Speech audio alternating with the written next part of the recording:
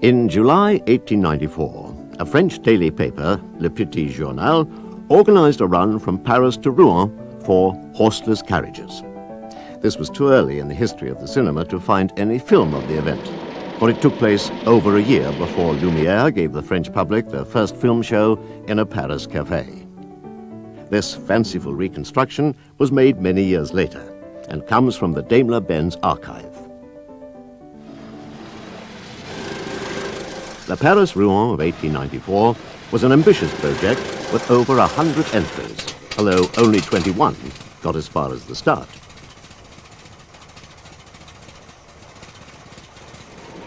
It was a great adventure for the competitors, and the first chance for many of the public to see a motor car.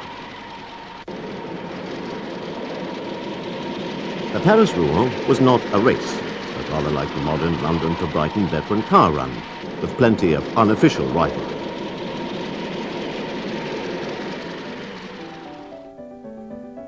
It has a special place in history for the humiliation of steam vehicles by the new petrol-engined cars. Only 4 steam vehicles finished, whereas all 13 petrol-driven cars arrived triumphantly. This film is fiction, but fortunately an enterprising photographer recorded entrance at the stop for lunch.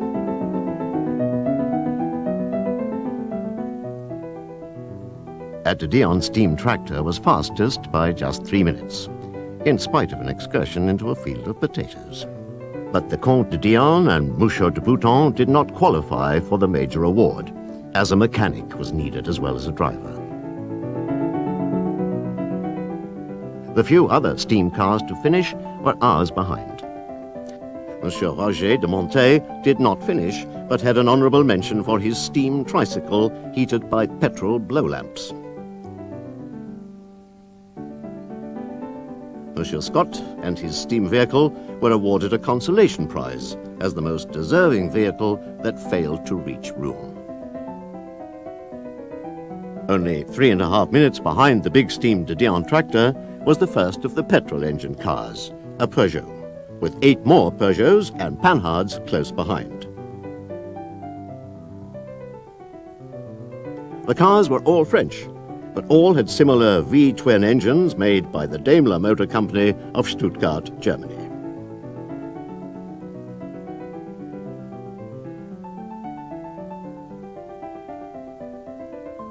Just over an hour behind the Peugeots and the Panhards, and well ahead of the remaining steam vehicles, was Émile Roger, sitting proudly in the car that he'd entered as a Roger. But although the name was French, both the engine and the car had been built in Germany. The Roger was in fact a standard Benz Victoria, made by the Benz Company of Mannheim in southern Germany.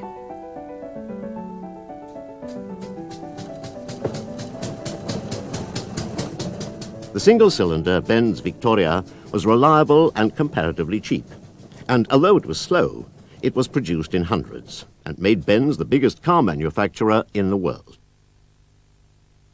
Carl Benz lived long enough to appear on film in one of his favorite cars, in this rare footage filmed at a celebration of veteran cars in Munich in 1925. Benz believed 20 miles an hour was fast enough for any motor vehicle, and that higher speeds would be dangerous. But not everyone shared his view. The French pioneer motorist, Émile Levasseur, had taken part in the Paris-Rouen with his own Panhard Levasseur, and was keen to race. Unlike other cars, his Panhard had the engine mounted at the front. Levasseur drove his unique car in a race from Paris to Bordeaux and back in 1895, in what is generally regarded as the world's first motor race. Daimler had provided Levasseur with the new, lighter and more powerful engine, the Phoenix, and the race was a triumph for Levasseur and for Daimler.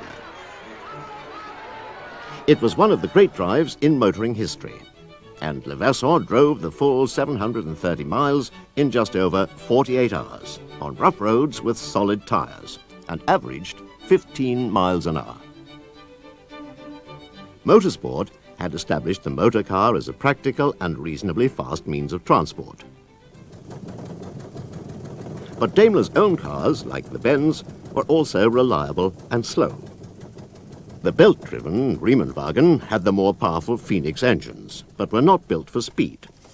Ignition was by the rather time-consuming hot tube ignition system. About 150 Daimler Riemenwagens were made, but they were little faster than the Benz. However, one Riemenwagen was sold in the south of France to a wealthy diplomat and businessman, Émile Jelinek. Jelinek was a keen cyclist, and although he found the Daimler slow, he was impressed by the engineering, and, seeing their potential, bought more and more cars, which he sold successfully amongst his many society friends and acquaintances. In 1899, he placed an order for 4 new cars, provided they were capable of 25 miles per hour. It was an order the company could not refuse. The Daimler Phoenix of 1899 was the most advanced car of its day, with a 4-cylinder inline engine at the front and electrical ignition. The Phoenix was more powerful and faster than any car the Daimler company had ever built before, and a proud Émile Jelinek was elected to the Daimler Board of Directors. Daimler was by now a very sick man, and this is one of the last photographs of the great pioneering engineer. Gottlieb Daimler died on the 6th of March, 1900.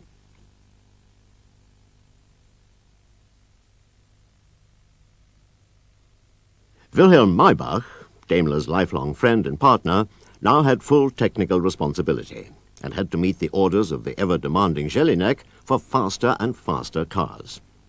Jelinek also insisted that these cars should be named after his young daughter, Mercedes. This 35-horsepower car of 1901 was the first Daimler car to be called a Mercedes. Count Zabrowski was one of Jelinek's first and most famous customers.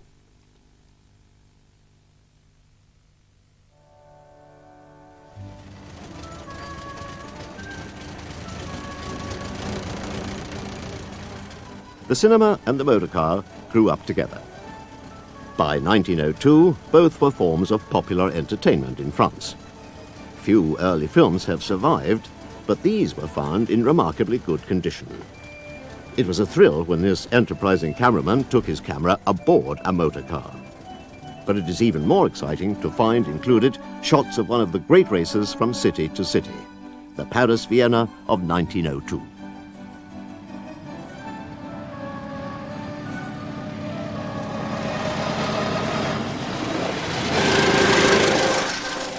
In the few years since German cars and engines were supreme, speeds had risen dramatically, and French cars now led the world. Number 7 is a 70-horsepower Panhard driven by Henri Fabre.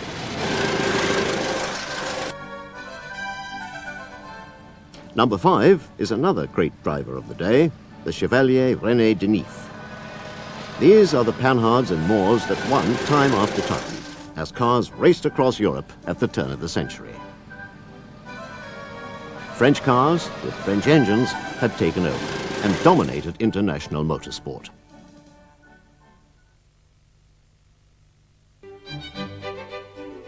By 1903, Germany had a car to challenge the finest France could produce.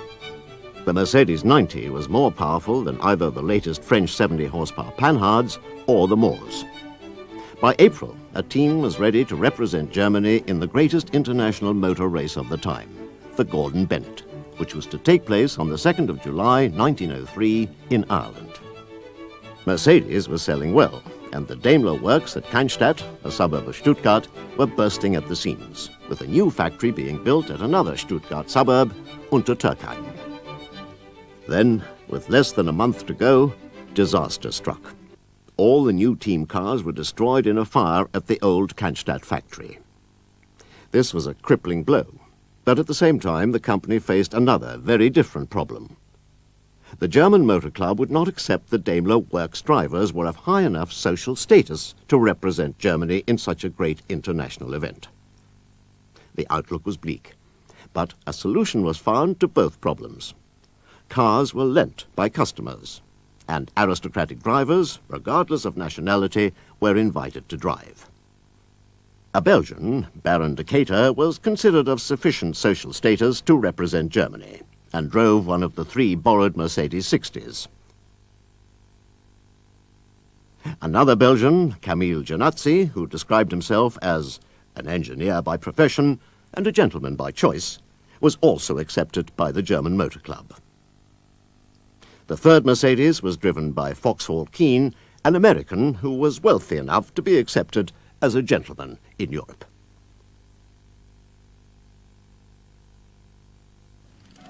An 80-horsepower British Napier led off, driven by last year's winner, SFH. 7 minutes later, an 80-horsepower French Panhard with René Denif followed. One of the low-slung American Wintons had 2 4-cylinder engines to give it a massive 17 litres. The 70-horsepower French Moors was streamlined to make it look like an upturned boat. Janazzi was 4th off in one of the smaller Mercedes.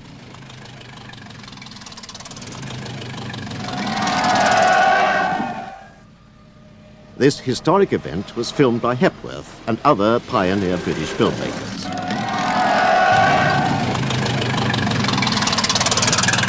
This early film was described in Hepworth's contemporary catalogue. A fine stretch of road is seen, each car coming with terrific speed towards the camera, and causing the spectators to hold their breath as the cars swing round a very sharp corner at the speed of an express train.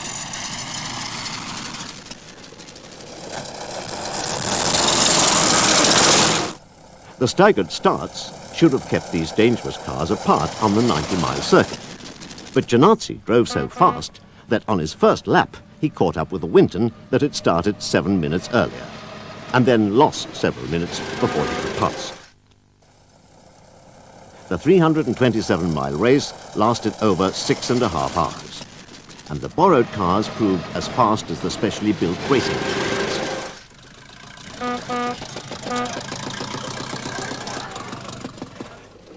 Horns were important equipment, but it is doubtful if they did much to help on the narrow Irish roads.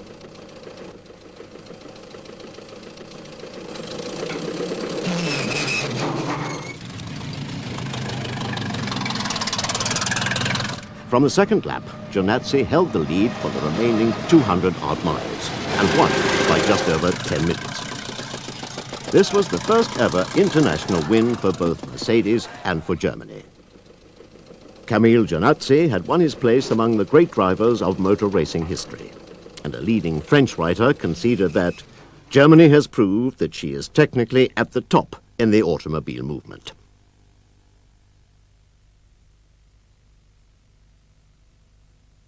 Three new Mercedes 90s were prepared at the new Untertürkheim factory for the 1904 Gordon Bennett, which was to be held in Germany.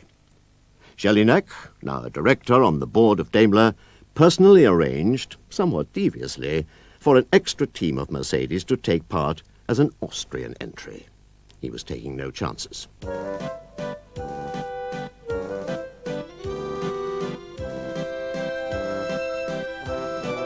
A confident and triumphant Germany made the 1904 Gordon Bennett a general holiday, and even the Kaiser was up early for the 7 o'clock start.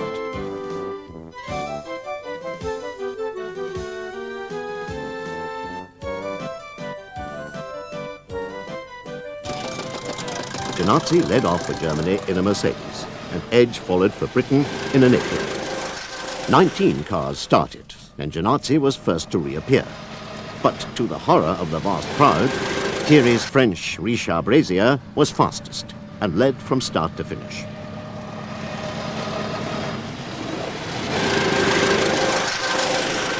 Léon Thierry was a professional driver and a competent mechanic, and many deplored the rise of paid drivers and saw this as the end of motor racing as a true sport. The 87-mile circuit was in the fashionable Taunus area and included several towns and villages. 7.5 miles were neutralized, and cars were paced by cyclists through the restricted areas.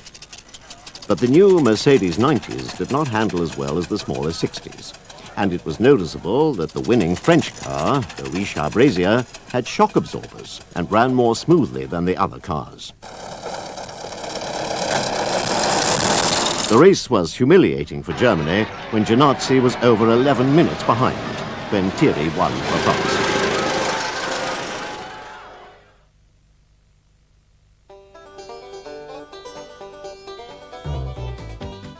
Race organization was modest when the first ever important American road race, the Vanderbilt Cup, was held in October 1904. Mercedes took part, but French cars again dominated. A new Works 90 from Stuttgart was one of 5 Mercedes that failed to finish, and the race was won by Heath on a 70-horsepower panel. The magnificent new Daimler factory at Untertürkheim was now in production, and the number of employees went up from around 800 in 1903 to over 3,000 in 1905. But Mercedes racing suffered as production trebled, and included a wide variety of smaller and less powerful cars, like this Mercedes 1822. An unhappy Maybach is sitting in the passenger seat. Maybach suffers from old age, claims Jelinek, who is now calling himself Mr. Mercedes Jelinek. This is one of the last pictures of Maybach, the great engineer-designer, before he is pushed aside.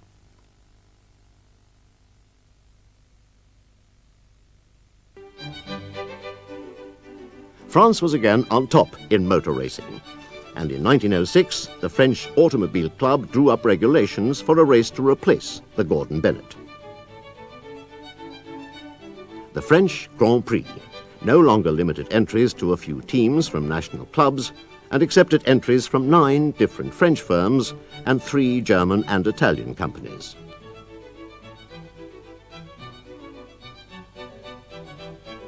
Three Mercedes were up against 29 other cars. Well-intentioned regulations were intended to make cars slower and safer by limiting the weight to around 1 ton. But these fragile cars still had large engines and were as fast and dangerous as ever.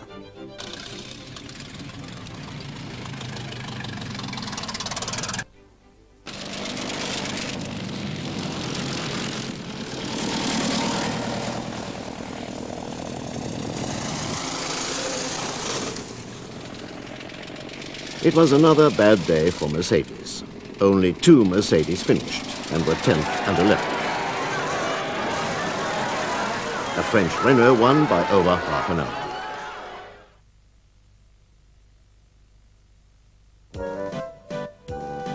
Early in 1907, Germany had its Grand Prix, the Kaiser Prize. The 92 cars entered were officially touring cars, but with a weight limit of little more than 1 ton, were different from other racing cars of the time.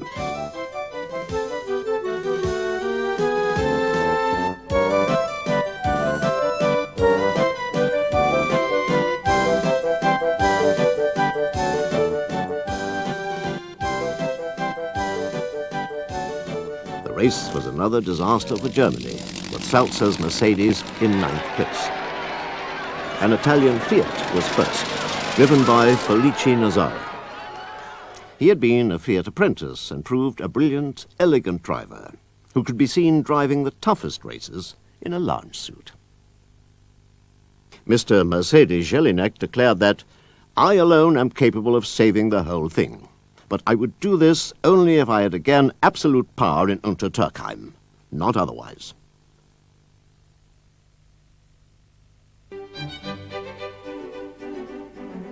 The 1907 French Grand Prix limited the amount of fuel used, but this had little effect on the type of cars used.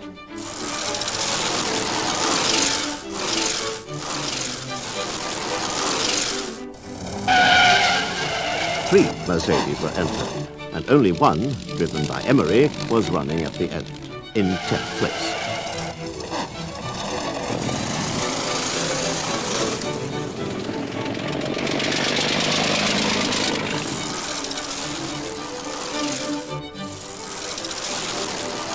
Italian Fiats won the 3 major races of 1907, and the new star was Felice Nazzaro.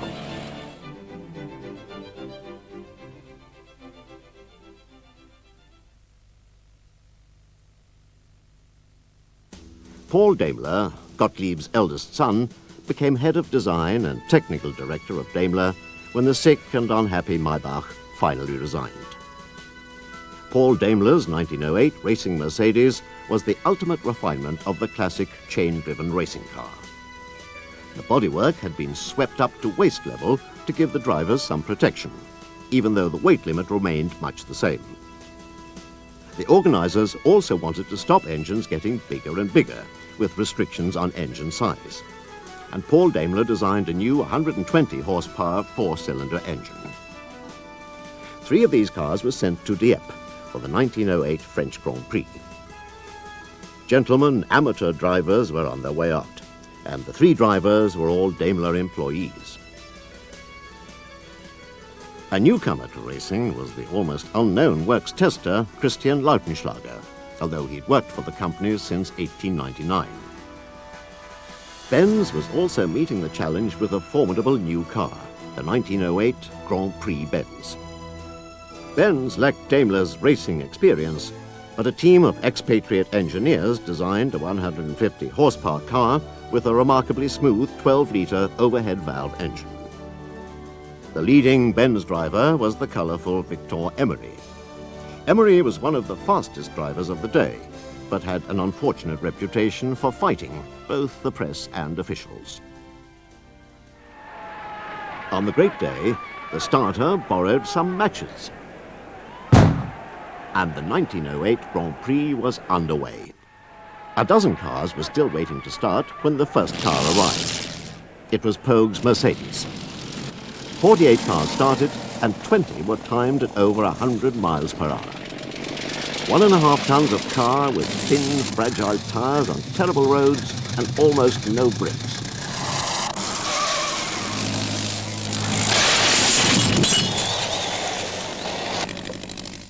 Salzer led in his Mercedes on the first lap, but retired soon afterwards.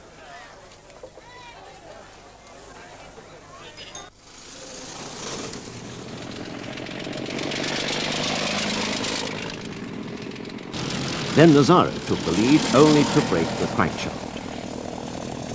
On lap 4, after 2.5 hours, Emery in his Benz was leading by barely 2 minutes when he arrived at the hairpin alongside a slower French car.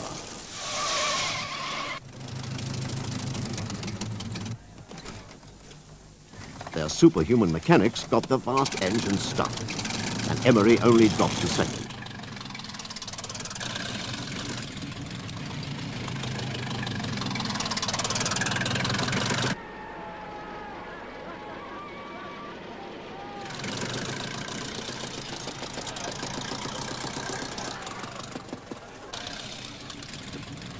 The lead was taken by the almost unknown newcomer, Christian Lautenschlager. At the finish, there were no tyres left in the Mercedes pits. Lautenschlager was lucky as well as highly skilled.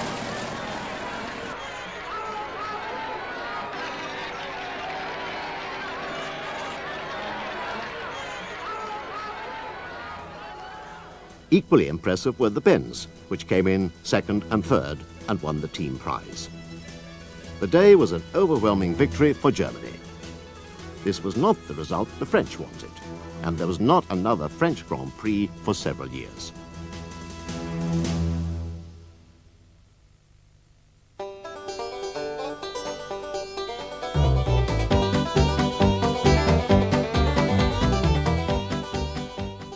Motor racing enthusiasm was growing fast in America, and the German cars added to their triumph when a version of the Grand Prix Benz was fitted with an even larger engine to become a legend. The fastest ever traveled by a human being, no greater speed having been recorded except that made by a bullet. Kaiser Wilhelm wrote to Barney Oldfield to say, "I congratulate a daring Yankee on so remarkable a performance on a German car." The Blitzen-Benz was barnstormed around America by Oldfield and Wild Bob Berman, breaking track record after track record.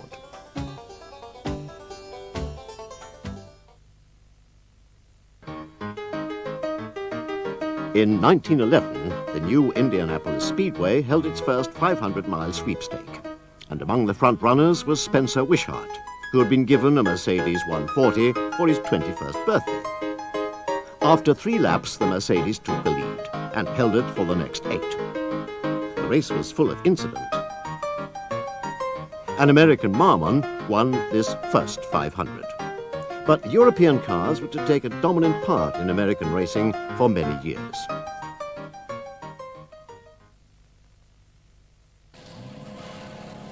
The French Grand Prix collapsed after the German triumph in 1908.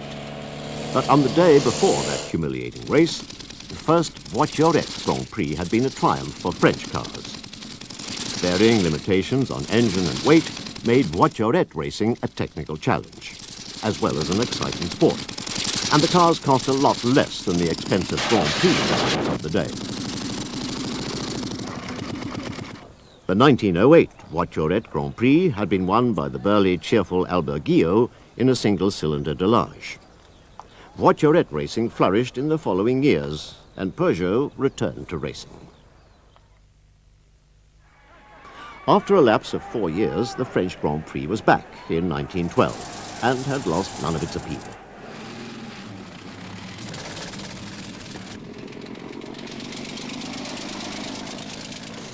A French film company used the event to make the inevitable idiotic film.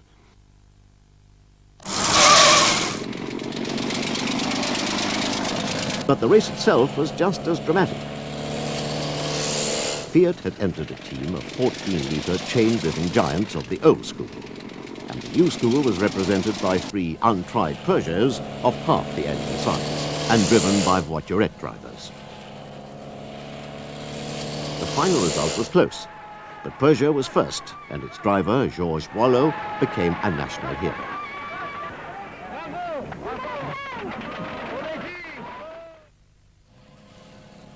The 1913 French Grand Prix had weight and fuel regulations that effectively ruled out the giants, and the race was a close battle between the new breed of smaller, high-performance cars. Only a few weeks earlier, Peugeot had won the 500 at Indianapolis. The Peugeots, with twin overhead camshafts, were the most advanced cars of their day, but there was close competition from the new Delages and British Sunbeams. A team of Mercedes was refused because the cars had been entered by a Belgian and not the manufacturer. Boileau won again for Peugeot. France was back at the top of the motor racing world.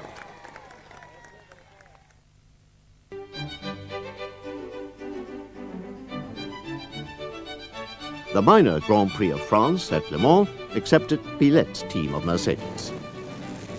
All had chain drive, and 3, with aggressive pointed radiators, had modified aero engines. All 4 were much bigger than the Delage.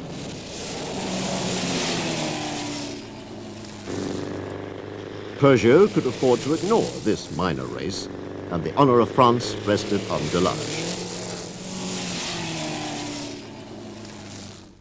Paul Bableau lapped at over 82 miles an hour, and Delage led from start to finish.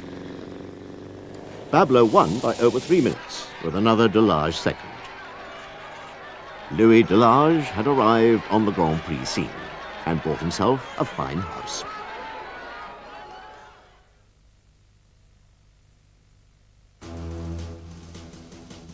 The lessons of Le Mans were put to devastating effect in 1914. The factory entered 5 new 4-cylinder cars. Engine size was limited to 4.5 litres, and Daimler had never built such small engines for racing before. For the first time in a Grand Prix, the cars were started in pairs at 30-second intervals, for there were 36 cars and a dozen different makes.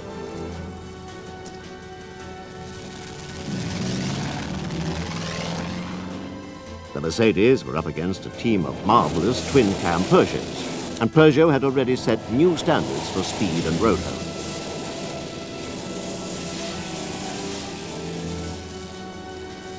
The crowd had come expecting an almost certain French victory, but enthusiasm gave way to consternation when a Mercedes came round in first place. This did not last, and by lap 6, Boileau was in the lead. But Lautenschlager was now close behind him and closing up.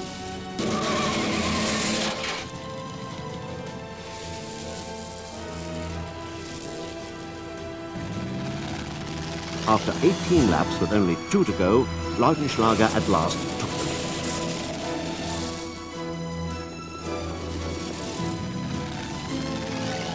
lead. On the very last lap, Boileau's engine broke.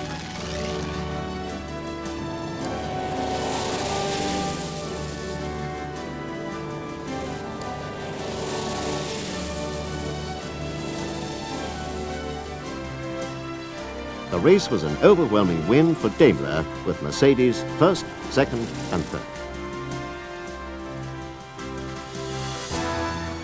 There were festivities at Untertürkheim, but there will be little to celebrate in the years ahead. A month after the Mercedes triumph, Germany was at war with France and Britain. When war was declared, one of the winning Mercedes was trapped in England as a prisoner of war, as it had been sent for display at the Milnes Daimler showroom in London's Shaftesbury Avenue. The engine was sent to Rolls-Royce to be examined, and W.O. Bentley pointed out that it was common knowledge that all Rolls-Royce aero engines built during the war were based quite closely on this engine. It is said that at the height of the war, Daimler sent a demand for a royalty payment.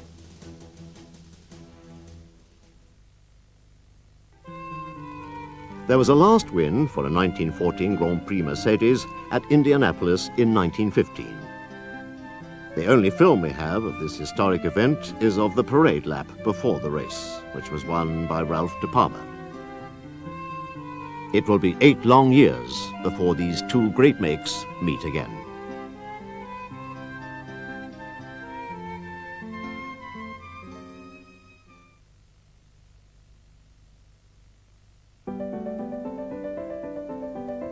From the earliest days, the Targa Florio had been one of the toughest of all motor races. The rough mountain roads of Sicily, with their perilous corners, climb from the foot of the hills up to 3,000 feet to the village of Polizzi. Before the First World War, Italian and French cars had dominated the races, and Daimler, Benz and Mercedes had all taken part with little success. Nevertheless, this classic race was to be the dramatic setting for the return of Germany to international motor racing after the First World War.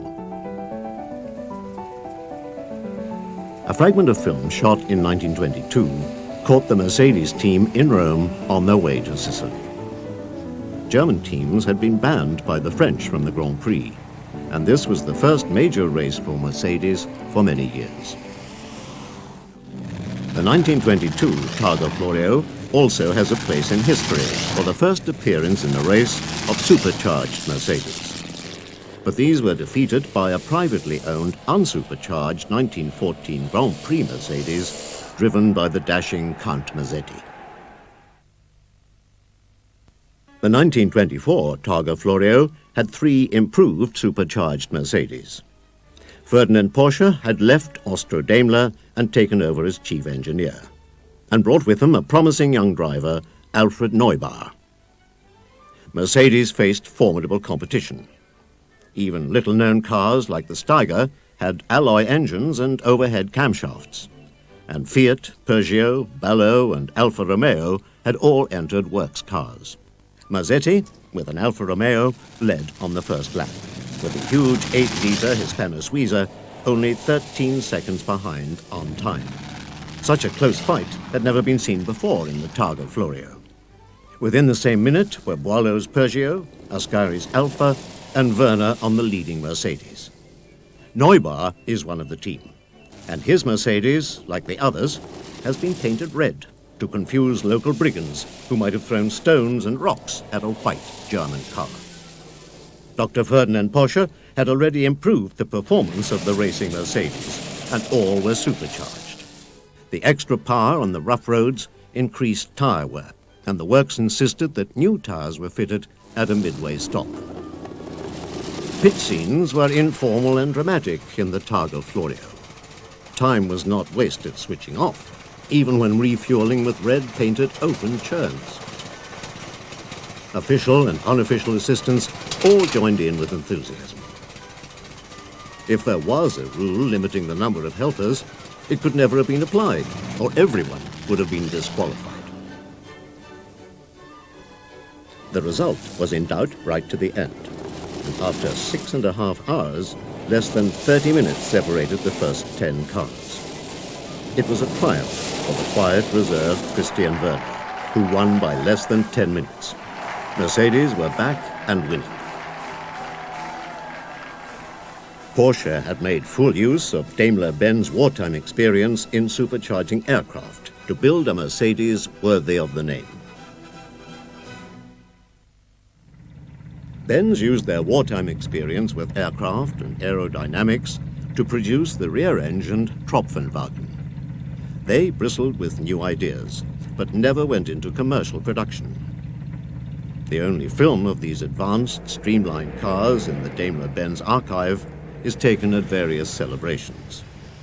They were built when Daimler and Benz were working towards a merger in order to survive, and there was not enough money to develop such a new and advanced design. In spite of the depressed economy, the German Grand Prix in 1926 and the Berlin Avus was an international event, with drivers from France, Germany, Italy, Switzerland, and Czechoslovakia.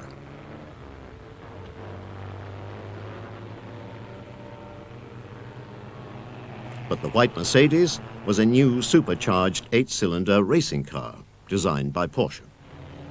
Two Mercedes were run, in theory, by amateurs in cars lent by the works. One was lent to Adolf Rosenberg, already an experienced driver, and the second to Rudolf Caracciola, a Mercedes salesman. The 46 cars were sent off in groups at 2-minute intervals, with the biggest cars first. As the flag fell for the 2-liter group, Caracciola started well and then stalled. With a superhuman effort, the mechanic, Salzer, began pushing, but they were by then well down the field.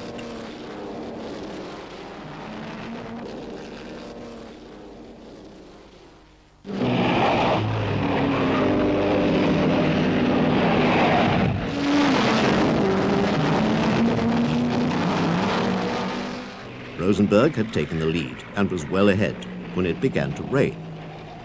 The road became as slippery as if covered in soap, and Rosenberg was still leading the race when he lost control and crashed into a timekeeper's hut. 2 students were killed instantly, and a third man died later. The Porsche 8 had gained a reputation as a killer. The nightmare race continued with further accidents, and Caracciola's situation became more hopeless than ever when he lost more time with plug trouble.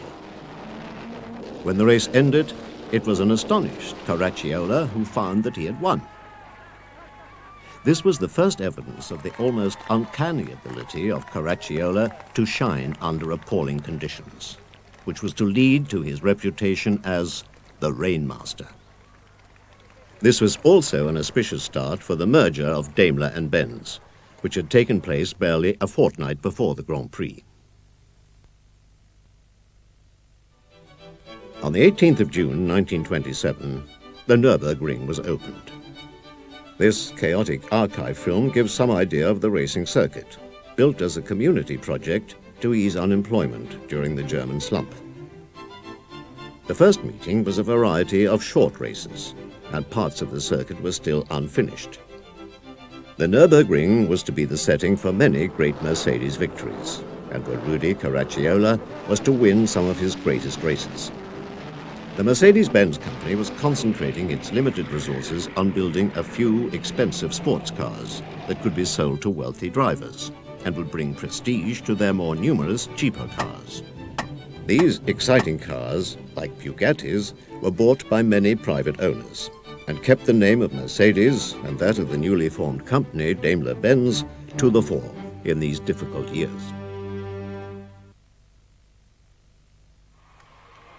Sports car racing flourished as Grand Prix racing declined. The 1929 Belfast Tourist Trophy had 72 entries, as millionaires in Bentleys and Mercedes raced alongside privately owned Ford touring cars. There were 8 Alfa Romeos, 6 Bugattis, 3 supercharged Birkin Bentleys, and 2 Works Mercedes. The circuit was just under 14 miles, and although Caracciola came through first, he was no better than 48th on handicap after the first hour. Campari and the other Alfa Romeos were taking full advantage of their 2-lap start. Caracciola was out to prove that the supercharged Mercedes was the fastest sports car in the world. But with 5 Bentleys pressing hard, the result was always in doubt. Competition between the big cars was almost too close at times.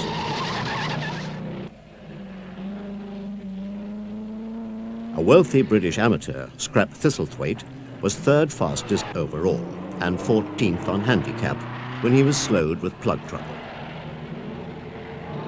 Then it rained, and the baby Austins became favourites with their 5-lap start, as the rain could be expected to put the larger cars at an even greater disadvantage. Otto Mertz in the second Works Mercedes damaged a wing, removed it, and was disqualified. But Caracciola was in his element, and with 2 laps to go, took the lead from Campari, and at the finish was surprised to find he had won by 2 minutes. It was a triumph for the hard-pressed German motor industry and for their brightest star. But only 2 months later, the Wall Street stock market crashed, and there would be no more money for any Works Mercedes or to pay drivers. In May 1932, the fastest motor race in the world was the Avesrennen in Berlin. The year before, Caracciola had averaged over 115 miles an hour to win in a Mercedes. But in 1932, the almost unthinkable happened, and Caracciola was driving an Italian Alfa Romeo, specially painted white. A wealthy German aristocrat, Manfred von Brauchitsch, had one of only 2 privately entered Mercedes. Malcolm Campbell, the world land speed record holder, brought over his famous Brooklands car, the Sunbeam Tiger.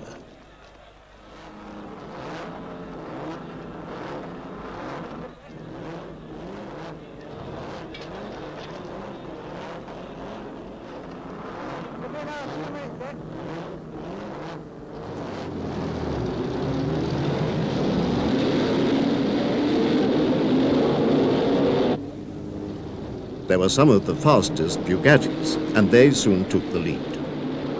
But the high speeds took their toll, and the race became a duel between von Brauchitsch's specially streamlined Mercedes and Caracciola's Alfa Romeo. Caracciola had reached 130 miles an hour in 1931 in a 7-litre SSKL Mercedes, but the similarly streamlined car was timed at a dramatic 143 miles an hour. The race became an epic battle between the 2 white cars, and one of the last for the giant Mercedes. New regulations to reduce such speeds would limit the weight in 1934.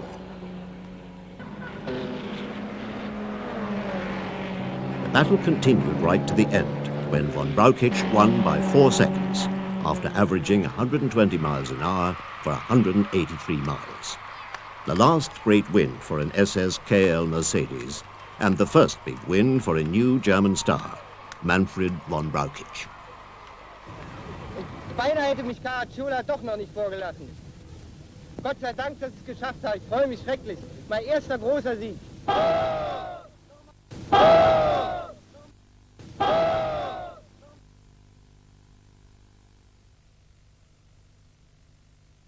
In 1934, the weight of Grand Prix cars was limited to 750 kilograms.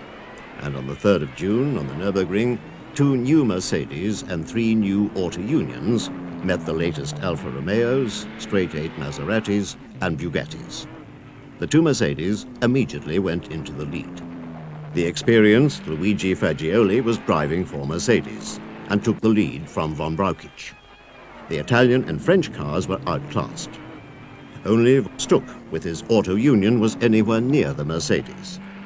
Von Brauchitsch was on his own in first place, after a disgruntled Fagioli had been told to give way and had retired.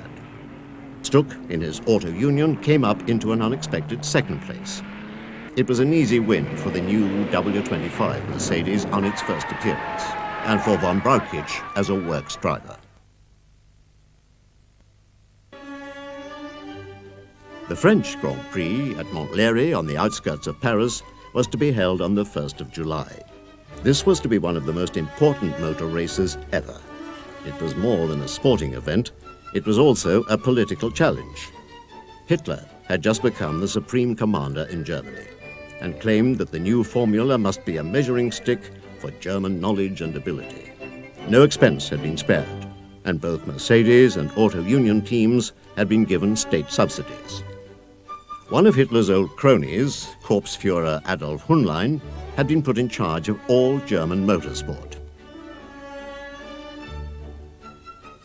This Nazi thug will become a familiar figure at all important races. Fagioli wondered how he got hold of such fine binoculars. Daimler-Benz was there in force, and Alfred Neubauer had given up driving to organize the Mercedes team on a scale never seen before. All seemed set for a great German triumph. The Mercedes literally just scraped under a new weight limit when the white paint was stripped off to bare aluminium, and as a result they became known as the Silver Arrows. Caracciola was back after an horrific crash when driving an Alfa and will limp for the rest of his life. Von Brauchitsch was the favorite, and the experienced but erratic driver Fagioli made up the team.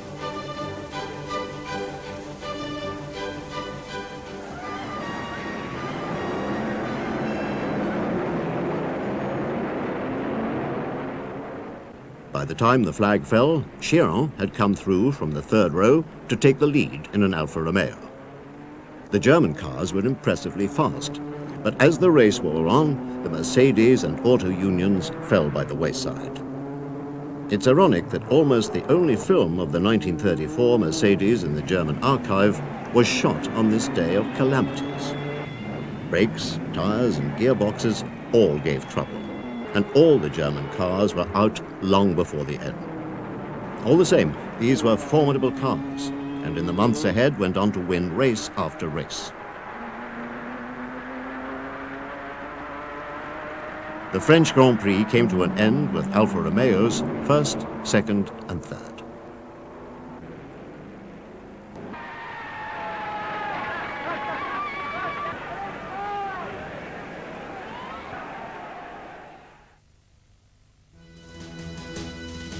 In 1934, Mercedes won 4 Grand Prix races out of 8. Many saw it as a triumph for a new Germany. But it was a pity that the driver of the year was an Italian, Luigi Fagioli.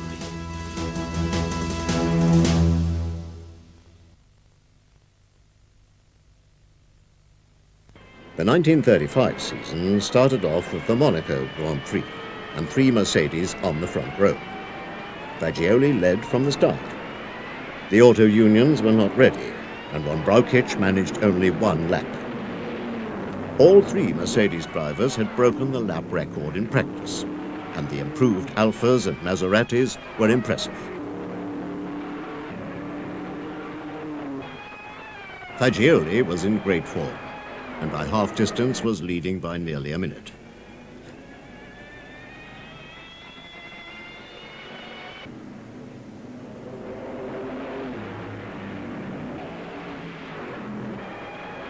Four Alfas had been entered by Ferrari, and after Caracciola retired his Mercedes with a broken valve, Alfas took second and third place. Fagioli had an easy win for Mercedes.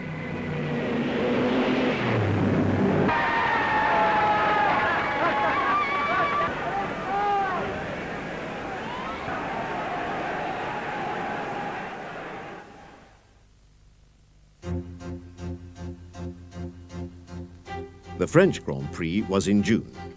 Auto Union were now ready, and 3 chicanes reduced the speed at dangerous points, but these did not stop the German cars. Unfortunately, both auto unions retired with engine trouble, and although Nuvolari led for a short time in a Ferrari Alfa, Caracciola and von Brauchitsch lapped the field and came in an easy first and second. The defeat of 1934 had been fully avenged, and Mercedes were on top of the world.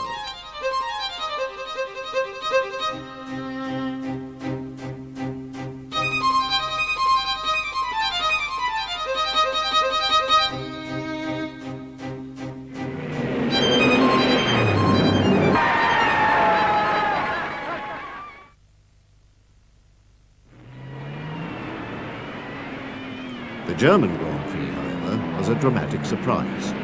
Mercedes had 5 cars, and there were 4 auto unions, with the brilliant young Rosemeyer, as well as Fazzi and Stuck, competing for the Adolf Hitler Prize.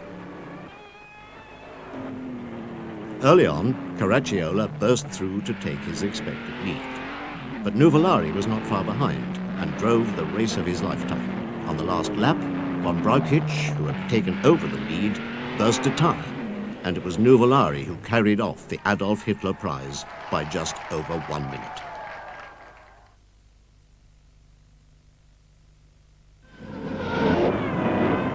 Großer Preis von Tripolis, Sieger Caracciola auf Mercedes-Benz. 1935 had been a great year for the Silver Arrows, and was celebrated in this short film. Caracciola gewinnt das Nürburgrennen. Mercedes won 9 out of the 11 major races, and Auto Union had 1 first and 3 second places. Im großen Preis von Frankreich. Auto Union had shown their potential with Stuck, Fazzi and a newcomer, Rosemeyer, and Caracciola had returned to his triumphant form with 6 wins.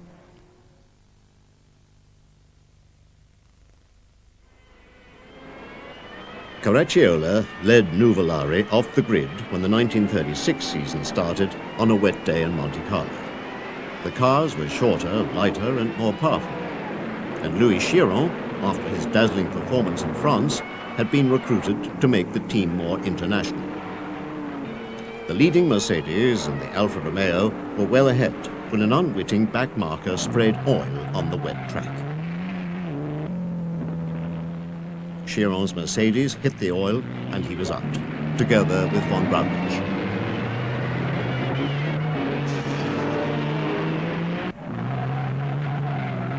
Nuvolari retired with brake failure, and Caracciola took the lead with a superb drive to win. On what proved to be a dismal year, the Monaco Grand Prix was almost the only win for Mercedes and for Caracciola.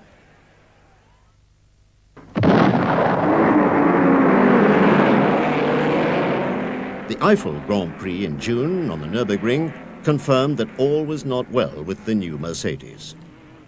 Caracciola led soon after the start, but Nuvolari passed him to take the lead on the 3rd lap.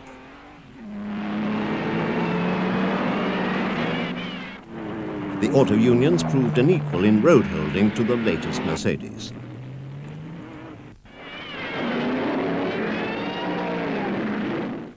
Then, as vast fog clouds rolled down off the Eiffel Mountains, the newcomer, Bernd Rosemeyer, lapped at over 40 seconds a lap faster than any of the finest drivers in the world. A new champion had arrived. Bernd Rosemeyer went on to win 5 Grand Prix races in 1936.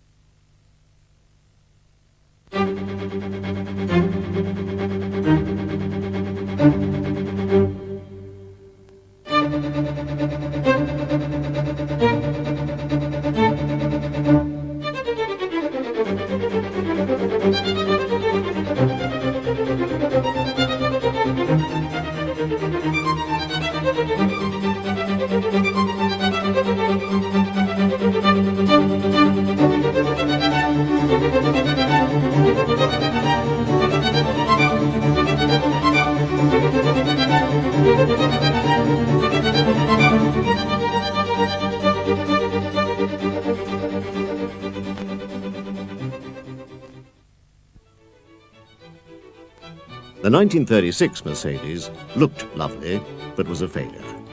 Its bad handling made it very difficult to drive. Understandably, there's little film of that unhappy year in the Daimler-Benz archive. However, help was on the way.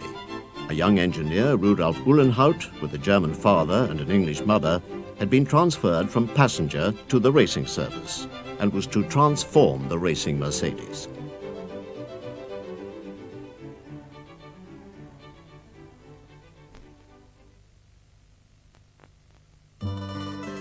The 1937 Grand Prix season opened in North Africa. Mussolini had recently proclaimed his fascist empire, and Tripoli was to be his showplace, with a very fast race circuit and buildings to rival the German Nürburgring. The Tripoli Grand Prix was the fastest motor race in the world, and a state lottery made it the richest. 5 Mercedes and 5 auto unions streaked ahead of all the Italian cars. The new W125 Mercedes not only had more power, but the great improvements in the chassis had transformed the handling.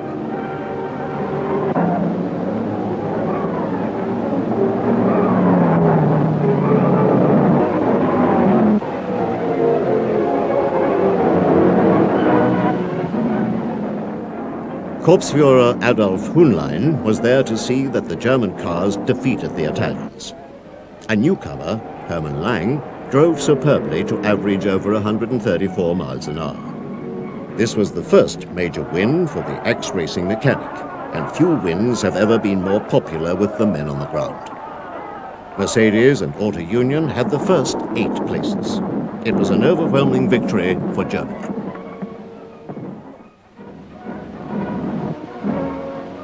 Three weeks later, there was a race in the German capital, Berlin, with a crowd of 380,000. The already fast Avus circuit had been modified with a wall of death to make it even faster than Tripoli. No expense was spared, and both Mercedes and Auto Union had developed specially streamlined cars capable of speeds of around 240 miles an hour. This was one of the very few occasions when Mercedes carried swastikas. Alfa Romeo had discreetly withdrawn.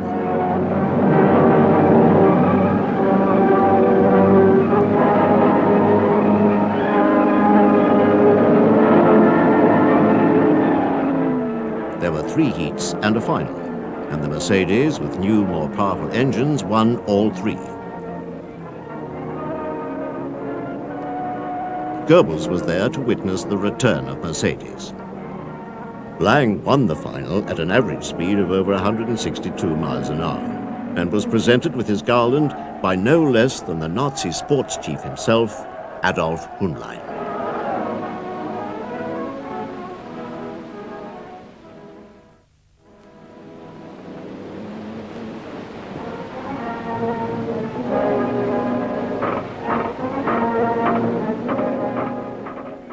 Having won the first 2 races, Mercedes lost the next 3. Auto Union had a brilliant driver in Rosemeyer, and he made full use of the powerful, unconventional cars on the Nürburgring.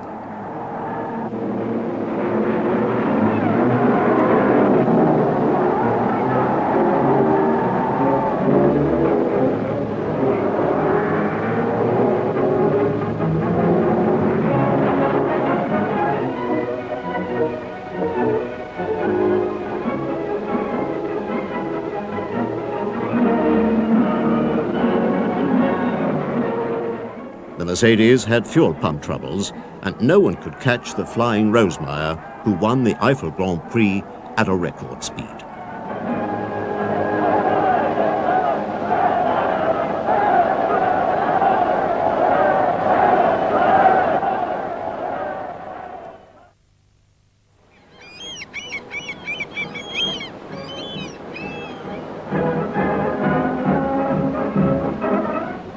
Rosemeyer and Caracciola were together on board the luxury liner Bremen when the German teams went to New York for the Vanderbilt Cup.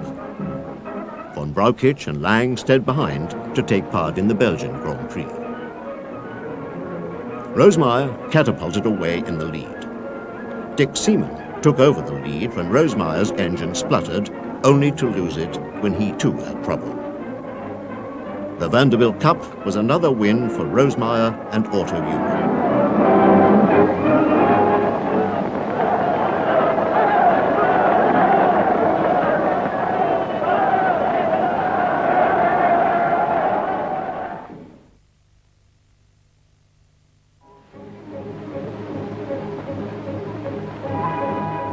The tourists were not back in time for the Belgian Grand Prix, and von Brauchitsch, Lang and a Swiss driver, Christian Kautz, raced against a second team of Auto Unions.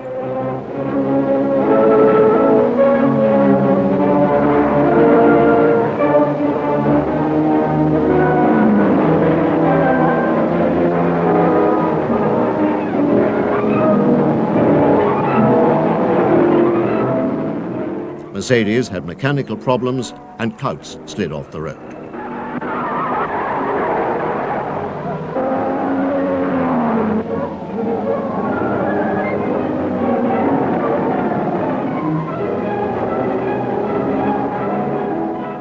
An Auto Union came in first, and a surprised and shaken Rudolf Hasse had his one and only Grand Prix win.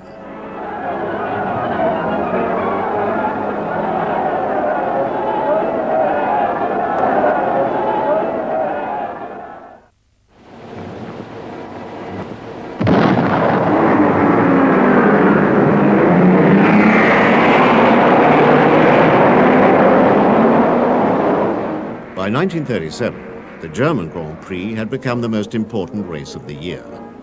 Lang, von Brauchitsch and Rosemeyer fought for the lead as the Mercedes and Auto Unions drew away from the 17 Italian cars.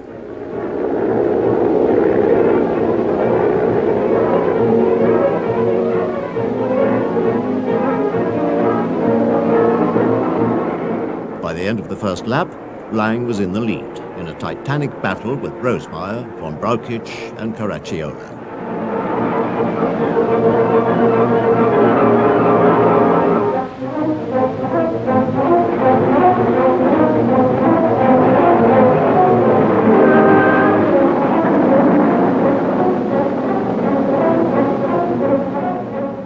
Rosemeyer led for 3 laps, but hit a bank and damaged a wheel and tyre and dropped to 10th.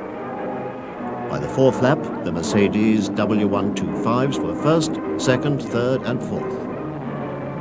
Nuvolari in one of Ferrari's Alfa Romeos had less power, but his superb driving brought him up to an impressive third.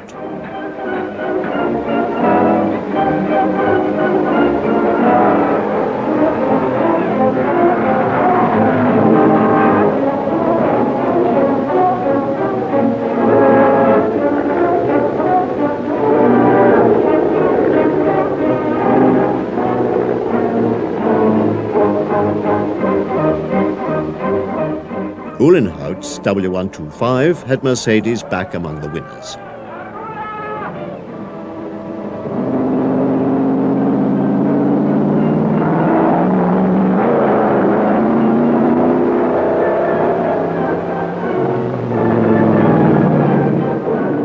Towards the finish, Caracciola was first, von Brauchitsch second, and the incredible Rosemeyer had clawed his way back to third.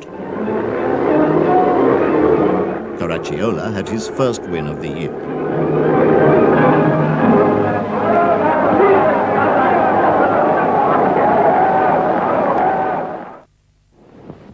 Monaco was another epic battle, although Lang and Seaman were away ill. Hasse added to the fun by coming out of the tunnel backwards.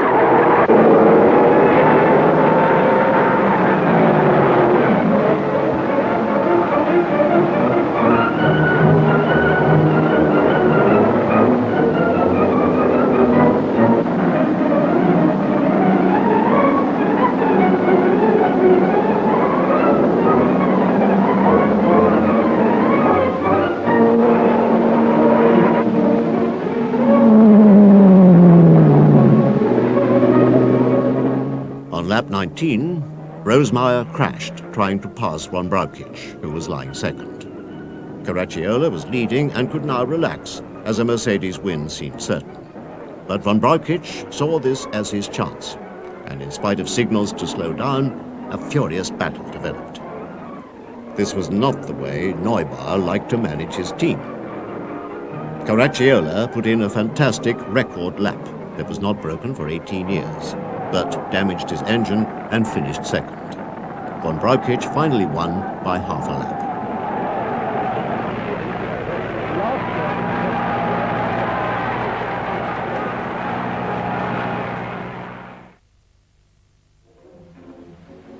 Three Mercedes were sent to Pescara for the Coppa Acerbo, with 4 auto unions to meet an Italian challenge in the shape of Nuvolari in a new, lower, more powerful V12 Alfa Romeo.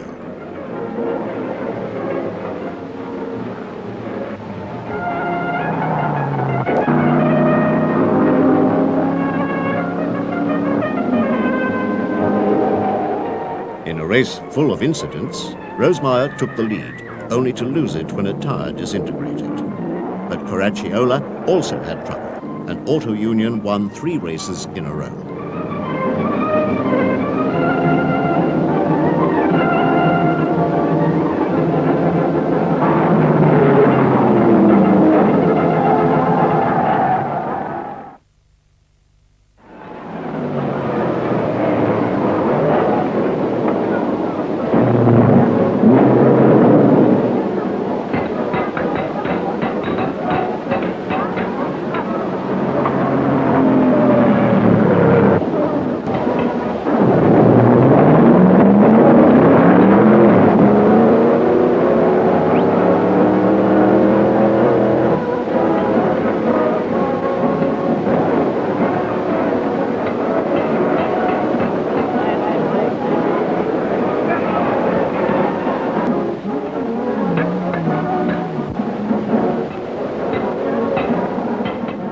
In Switzerland, Neubar had everything under control, even the photographers.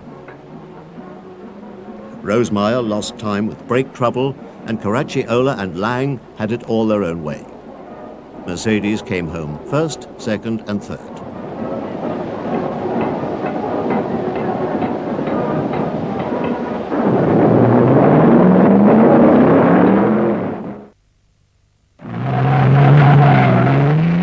The Italians moved their Grand Prix in September from the fast Monza circuit to the narrow streets of Livorno. But brick walls and concrete blocks did little enough to slow the German cars. Only Nuvolari got among the leaders.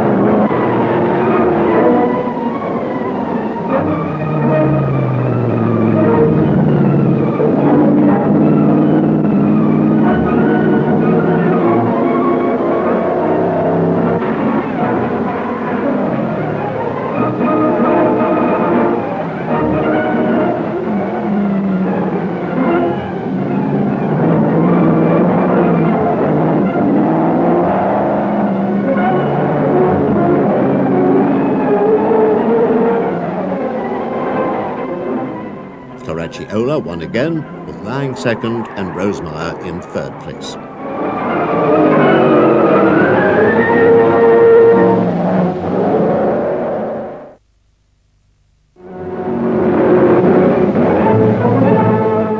The Czech Grand Prix was on even more dangerous roads.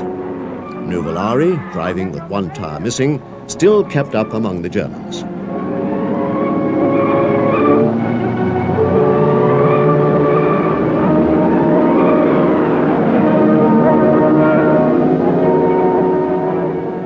It was a dramatic race. Lang crashed, and sadly, 2 spectators were killed. Rosemeyer also crashed, but ran back on foot cross-country to the pits and took over Muller's car.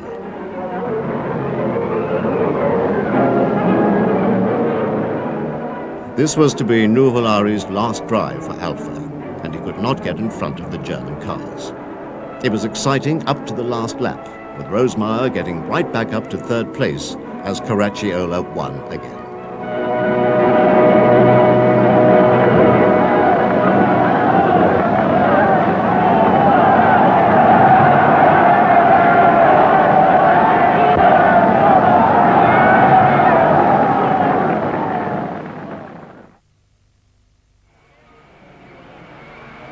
showplace for the big supercharged Mercedes and auto unions was in the quiet English countryside. The Donington Grand Prix was in October, and the spectators had never seen, heard, or even smelt anything like it as the cars reached 170 miles an hour and leapt in the air as they passed the grandstand. Grand Prix racing had really come to Britain at last.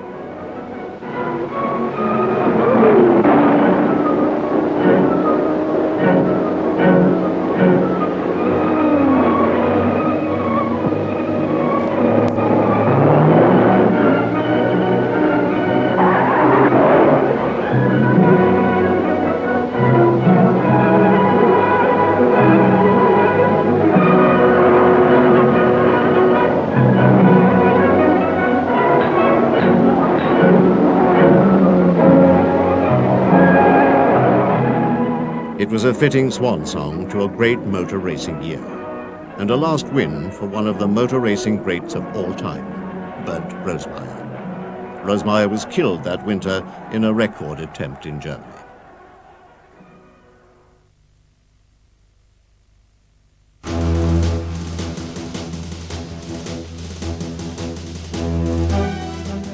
(1938) was the dawn of a new era in Grand Prix racing, with a formula that drastically reduced engine capacity.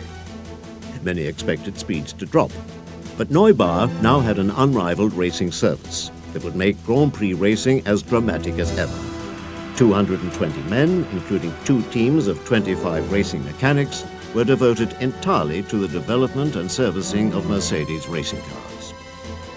The experimental department did not manufacture any of the components, but absolute priority was given to racing requirements. No expense was spared.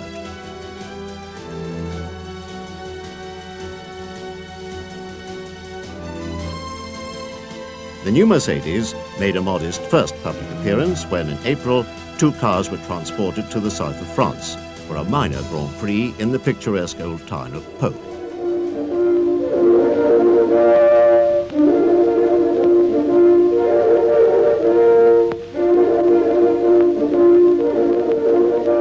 For Mercedes, this was an anticlimax.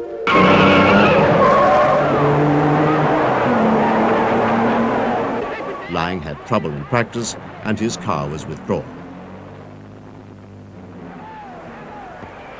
Caracciola was on his own in the front row, alongside an unsupercharged French Delahaye. The supercharged car was expected to romp away from the unsupercharged cars, but it didn't. Auto Union were not ready yet.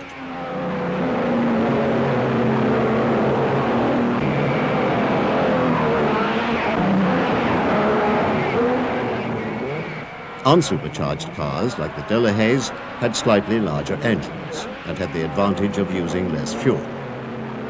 But on the 7th lap, the Mercedes was overtaken by the Delahaye, and the Mercedes had to stop to refuel.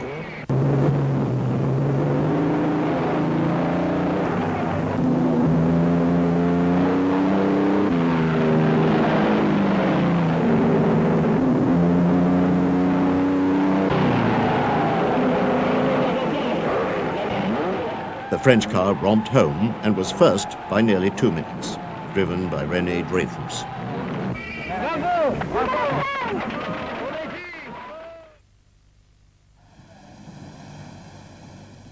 The new Mercedes did not appear again until early in May, when a team was shipped from Europe to North Africa for the Tripoli Grand Prix.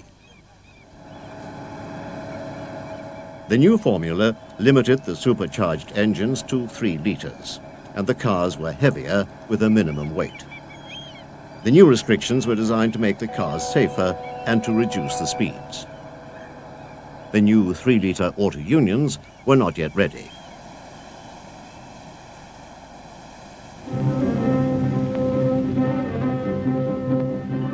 It was no small feat, shipping a Daimler-Benz racing team by boat, but no expense was spared.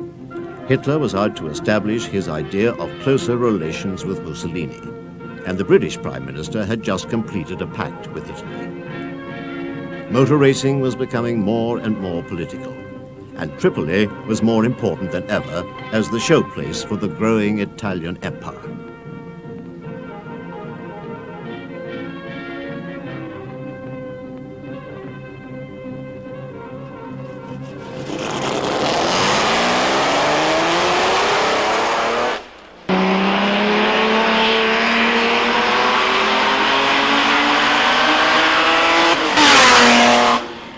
Uhlenhout faced all the problems of a new, almost untried design, and the African sun thinned the oil, and the heat made fuel consumption a greater problem than ever.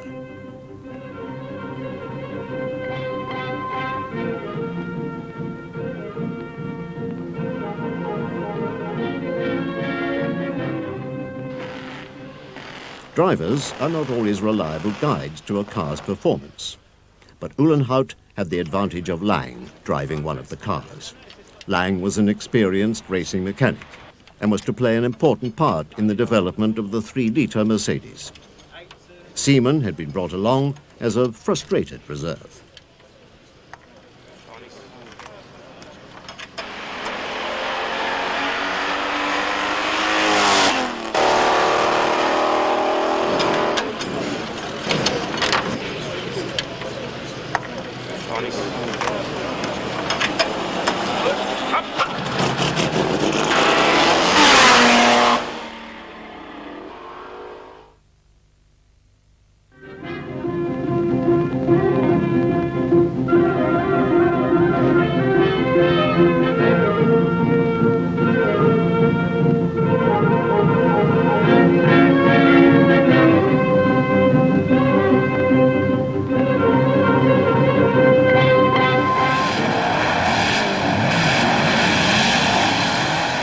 In spite of the new Maseratis, Alfa Romeos, and the hideous but effective Delahaye's, the Mercedes shot into the lead from the start.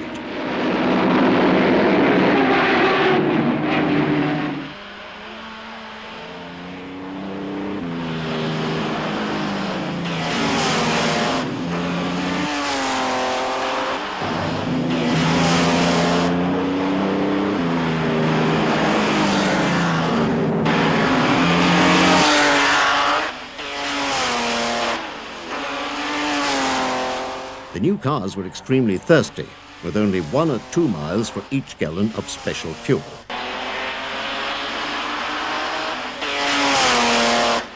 Lang was the most economical with the fuel and went into the lead when Braukich made an earlier stop.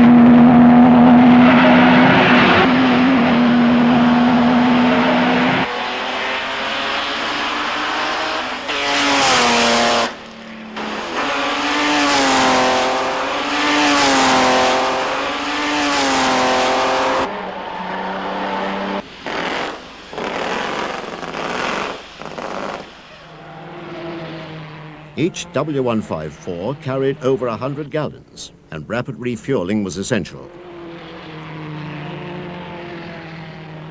Lang suffered badly with the very corrosive special fuel.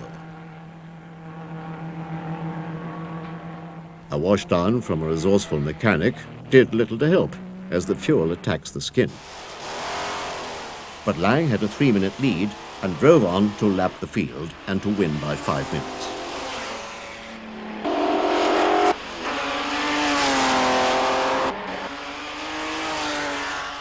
The new cars were almost as fast as the old, and Lang averaged over 127 miles an hour to win. Mercedes were first, second, and third.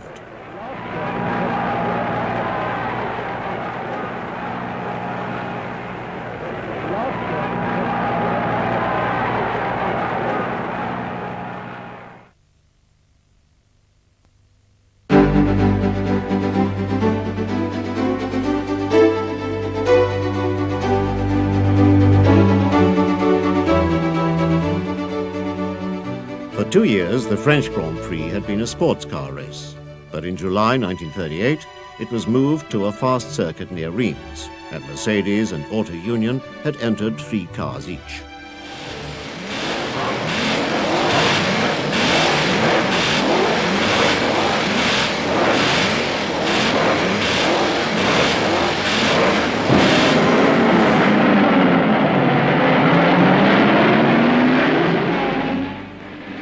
Seaman described the race as quite one of the stupidest ever. 3 Mercedes sailed ahead, and neither of 2 auto unions finished a lap.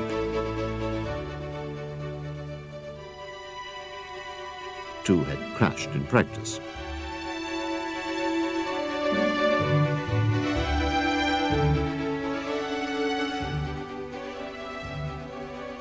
The French cars were soon laps behind the Mercedes, which played round together.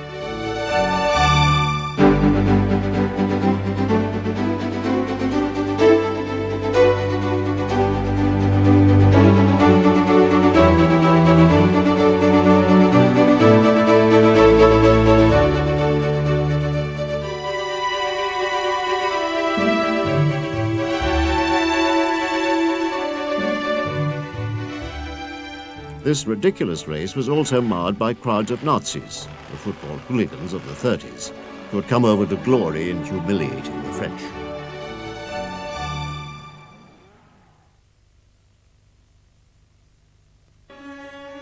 The German Grand Prix was to be a very different affair. Practice was as dramatic as the race, because the all-important positions on the starting grid were based on lap times. The finest cars and drivers of the day were competing against each other on the greatest racing circuit in the world.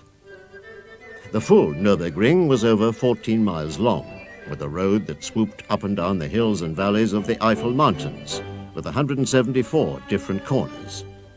It was a supreme test of both skill and courage. This was where legends were made, and the Nazi sports chief, Korpsführer Hühnlein, was out to make political capital for the Third Reich.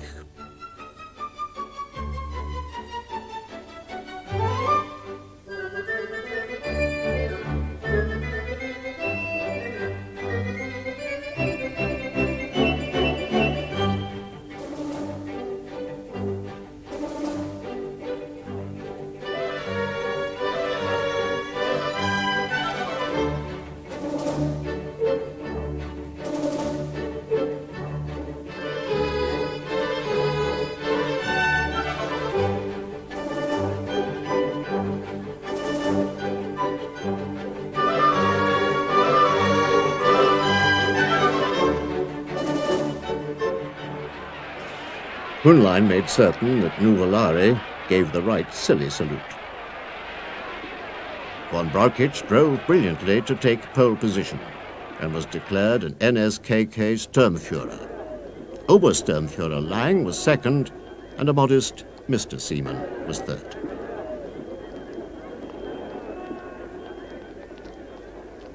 Caracciola was fourth, and Nuvolare, now driving an auto union, was alongside. 3 other new auto unions were also near the front. But not everything went according to plan. The start was sensational when the starting lights did not work. But Lang had his eyes on Neubauer, and he blistered away into the lead.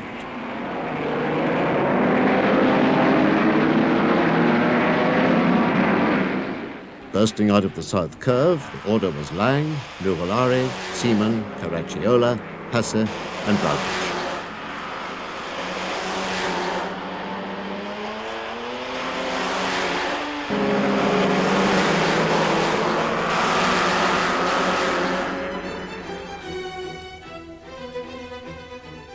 It became Lang, Seaman, Caracciola when Nuvolare left the road backwards. Lang had plug trouble, and Seaman took the lead. It was almost unthinkable that an Englishman should be in the lead in a German Grand Prix. Seaman was driving superbly and drove the fastest lap of the day, but when he came in for tyres, Von Brauchitsch took the lead, with Seaman following respectfully in second place.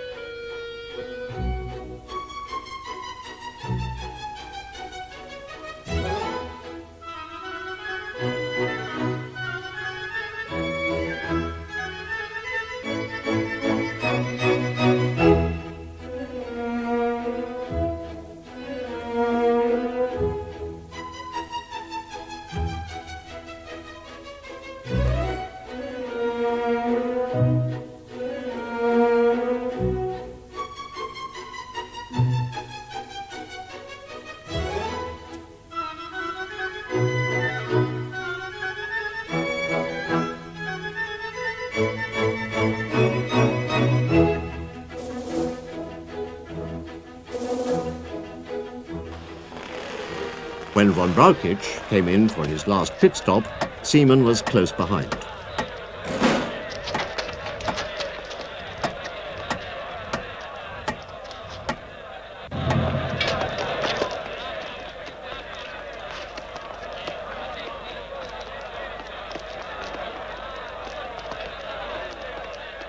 Seaman was waiting to start when von Brauchitsch's car caught fire.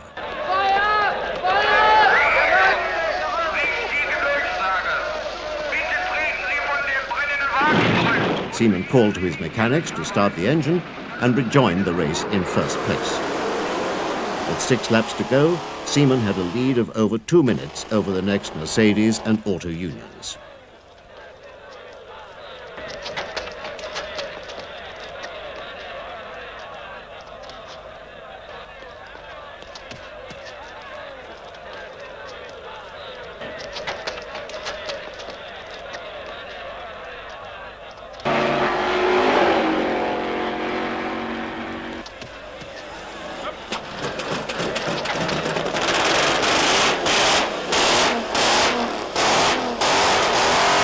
Meanwhile, to Neubauer's disgust, Kuhnlein ordered von Brauchitsch to get back in his car and continue racing.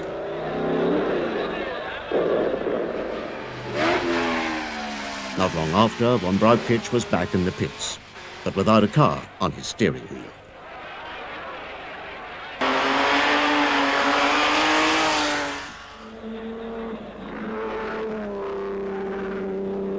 Seaman drove on like a dream, and the German crowd showed their sporting appreciation of his great drive.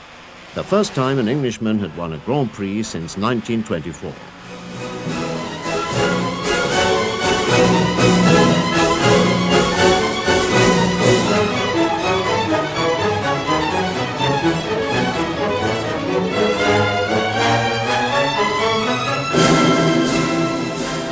An embarrassed Kuhnlein explained to the crowd and Herr Hitler that the virtual winner was a German, Sturmführer von Brauchitsch.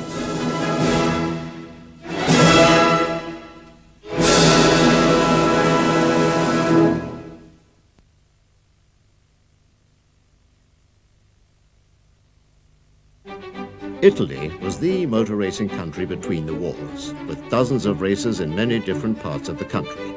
The Montenero circuit at Livorno was one of the most popular. And in 1938, the Mercedes team took time off between Grand Prix races for 2 Italian races.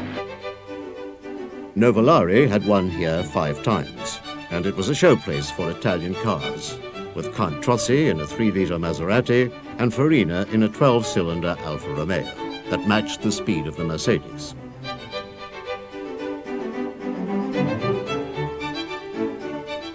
It was a tough circuit and a tough race with many failures. Von Brauchitsch was disqualified for receiving unwanted assistance, and Lang won again, with Farina second.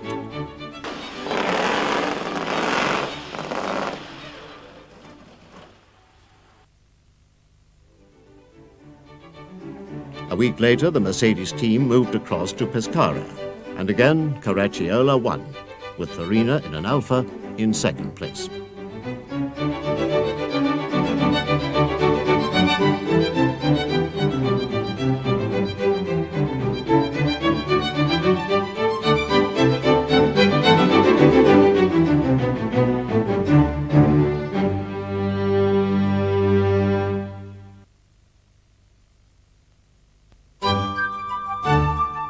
Seaman was in pole position when Mercedes ran 4 cars at Bern in the Swiss Grand Prix.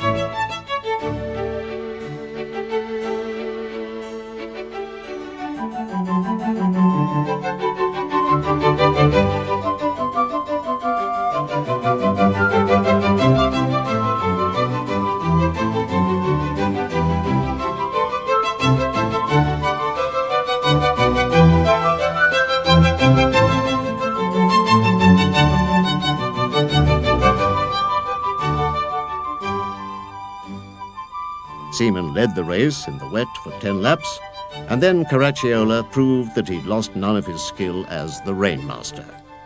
Seaman wisely held second place on his first drive since the ring and finished just 26 seconds behind Caracciola.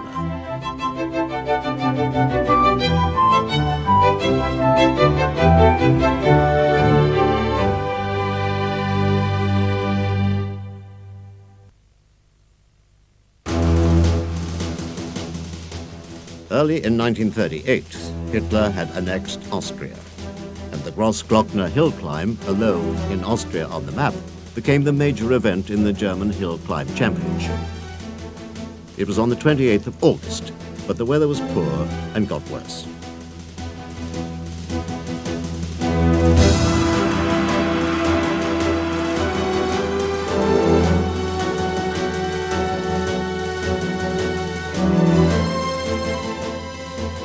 Two large 1937 Grand Prix Mercedes had been specially prepared for Laing and von Brauchitsch. But it was Stuck in a 6-litre Auto Union who won both heats, both in the dry and in the damp.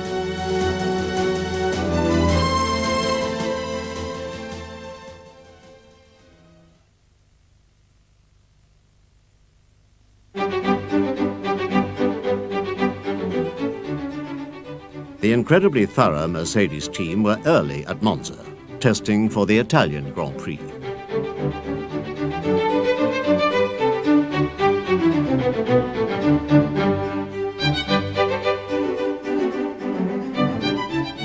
Uhlenhaut was proving a fine driver in his own right, but too valuable to risk racing. He was, however, a huge advantage as a test driver.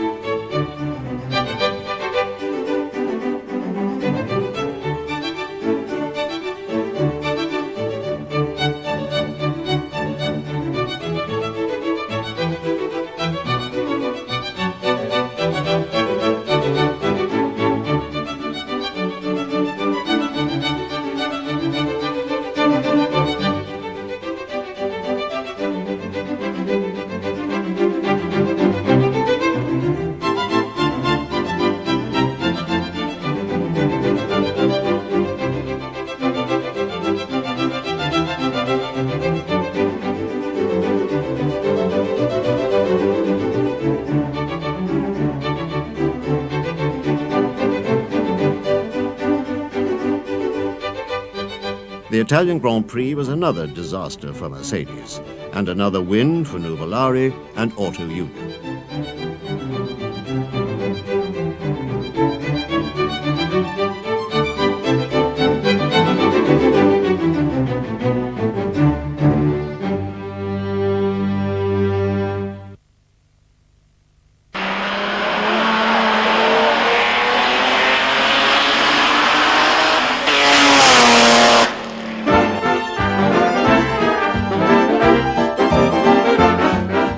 The last great race of the year was in England and had been scheduled for October the 1st and then cancelled.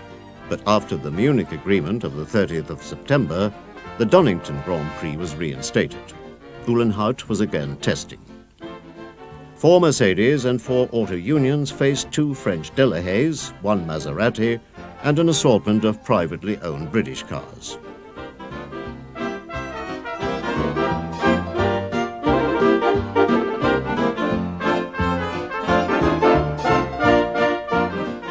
Dick Seaman was chosen to escort His Royal Highness the Duke of Kent. Hunlein had disguised himself as an English gentleman.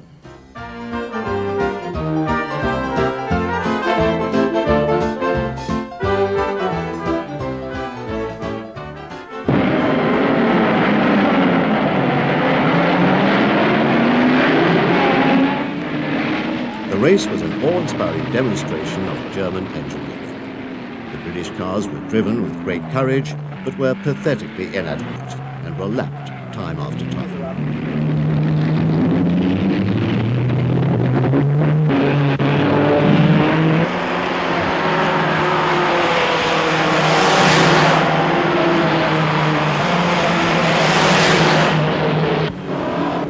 There was drama when oil was spilled on the track, but Nuvolari was almost the only one not to be affected.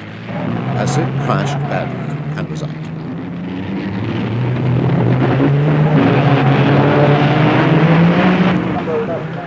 Seaman lost a lap and a place. It was Nuvolari's day, and although he lost his lead at one point, he raced back through the field to score one of his finest victories.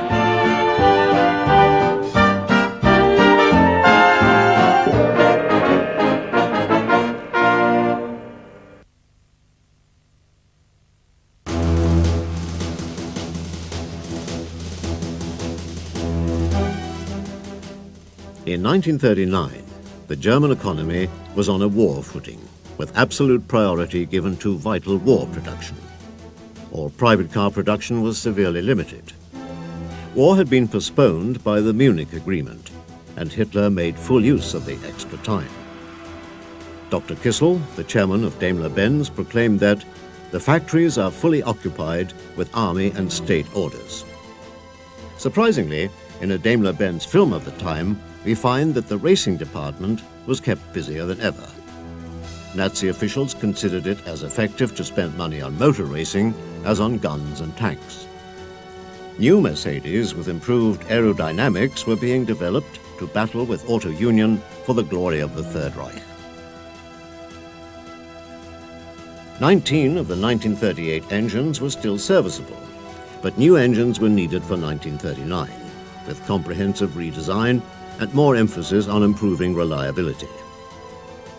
There was a vast engine testing program with 220 men working in the experimental department. Two-stage superchargers had already proved more efficient and could produce more power than the 1938 single-stage blowers. But more work was needed before the new engines would be ready for racing.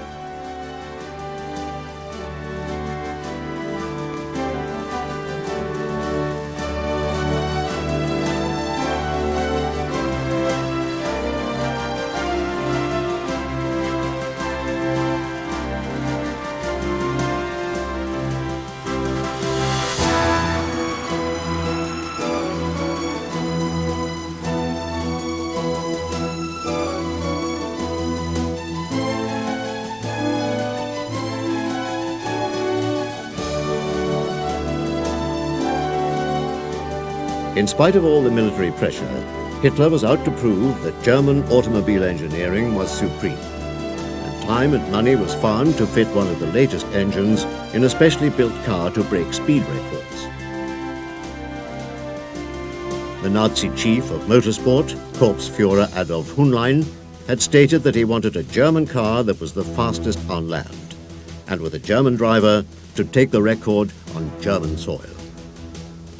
Mercedes had already taken class records for large cars on the Frankfurt-Darmstadt motorway, and in 1939, another motorway near Leipzig was widened and specially prepared for higher speeds and further record breaking.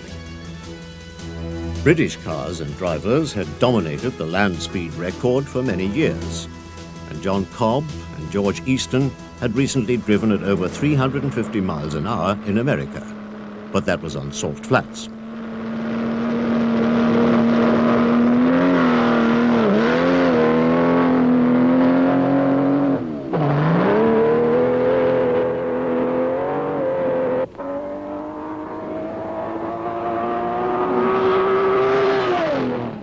In 1938, Caracciola had already driven at over 270 miles an hour on a German motorway, which was the highest speed recorded on any public road. Although Lang had done earlier testing, Caracciola insisted on driving, and that he was still the #1 Mercedes driver. Caracciola reached nearly 250 miles an hour with the 3-liter engine, and kept his place in the record books as the fastest ever driver on a public road. Class records were shattered, and work went ahead on a land speed record car with the Mercedes Aero engine that was to be the great attraction of a German speed week in 1940. But sadly, that was to become one of the great might-have-beens of history.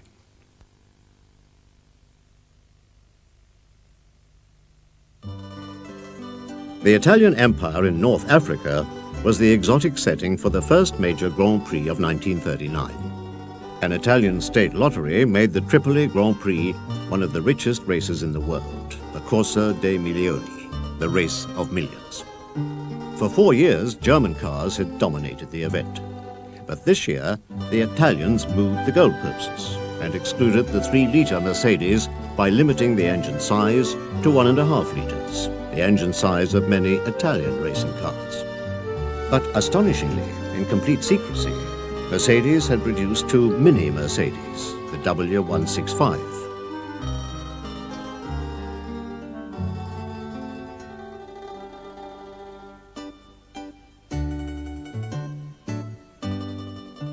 Before Marshal Balbo's flag had fallen, the Mercedes had taken the lead, and they led the field from start to finish. The 28 Italian Alfa Romeos and Maseratis were all left struggling behind.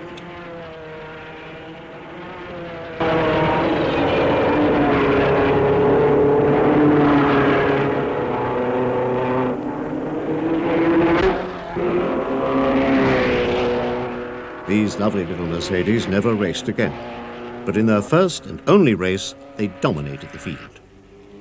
Lang led from the start, and when Caracciola took second place after 5 laps, the race was virtually over. Lang was less than 5 miles an hour slower than in the bigger car in the previous year. It was an astonishing triumph in every way.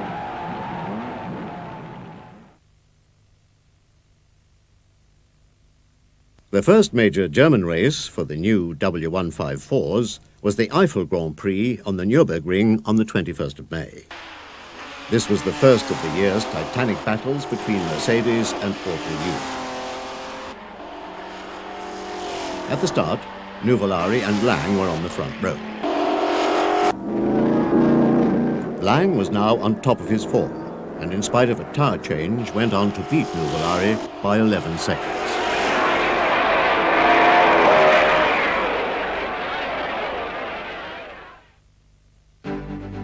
There were 4 special Mercedes for the Kallenberg hill climb, and Auto Union were strong competitors with a new rising star, Hermann Muller. Muller won the first heat, but again Lang pulled it off and won by less than a second on overall times. The Belgian Grand Prix was on the very fast Spa circuit. Nuvolari and Caracciola both went off the road in torrential rain.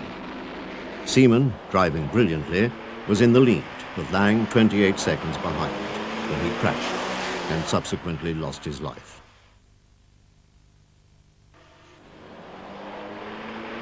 It was a joyless win for Lang, who scored his 5th Mercedes Grand Prix win of the season.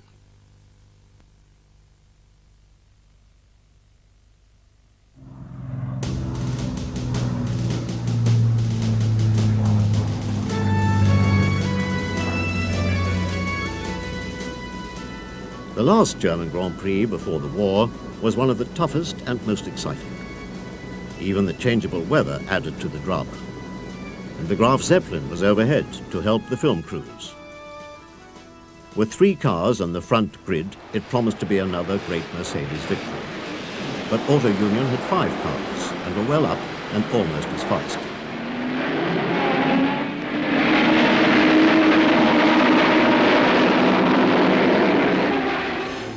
Lang blasted away at the start and finished his first lap leading by 27 seconds.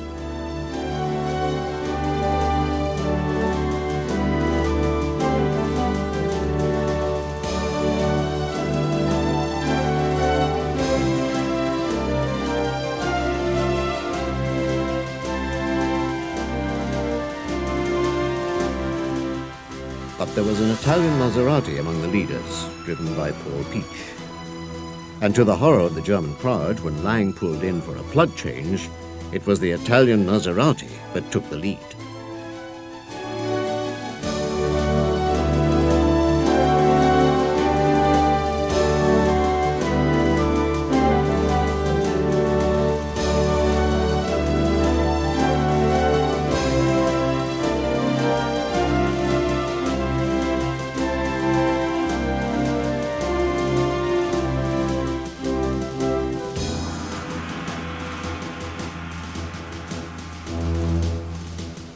the weather was treacherous, with wet and dry conditions which were upsetting engines as well as drivers. For a time, Nuvolari took the lead, but this was one of Caracciolla's great days.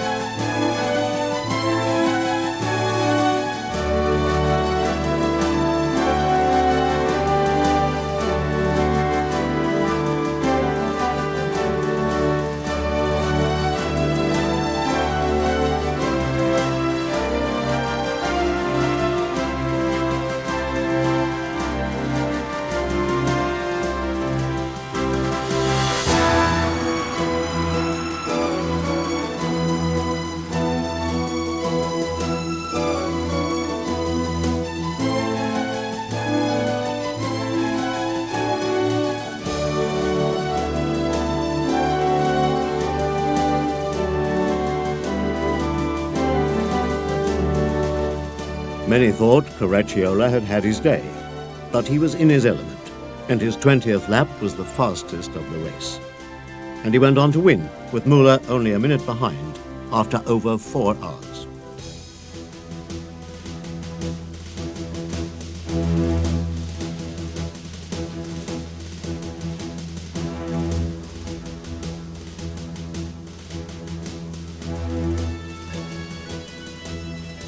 Only 2 German cars finished out of the 9 that started. Caracciola had won his last and 6th German Grand Prix.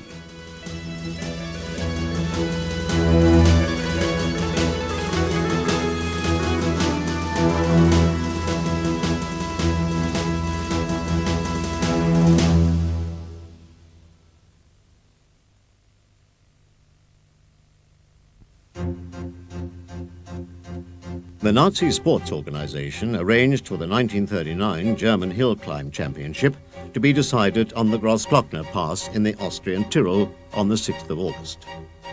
Hitler had invaded Austria in 1938, and this comparatively unimportant motoring event had once again been given special significance to emphasize that Austria was now part of a greater Germany. No expense was spared, and the event was given the full film treatment, and 4 Mercedes had been specially prepared for Lang and von Brauchitsch.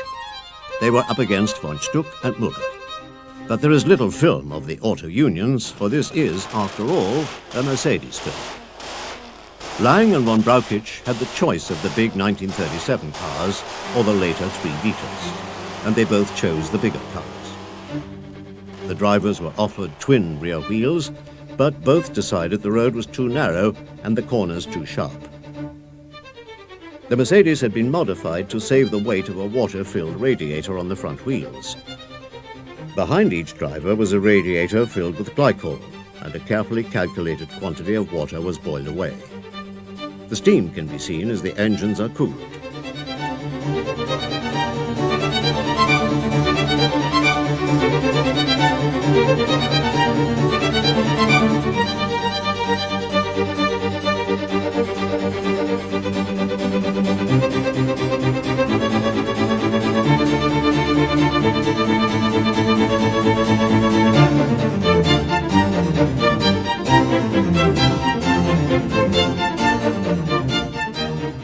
Lang was on the top of his form, But astonishingly, his first climb was a whole second slower than Muller in the Auto Union.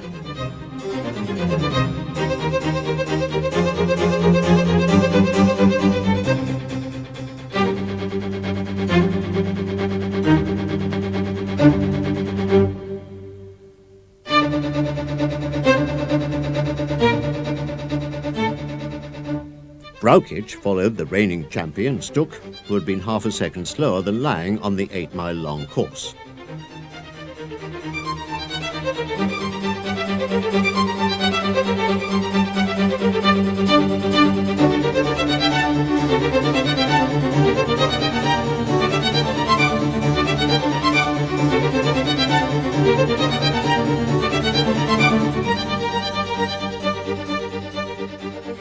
It was a brilliant and courageous demonstration by all. Braukic drove with all his usual flair, but was 18 seconds slower than the reigning champion, Stuck. Then it began to rain, and the mist rolled down the mountains as the cars came down for the second run.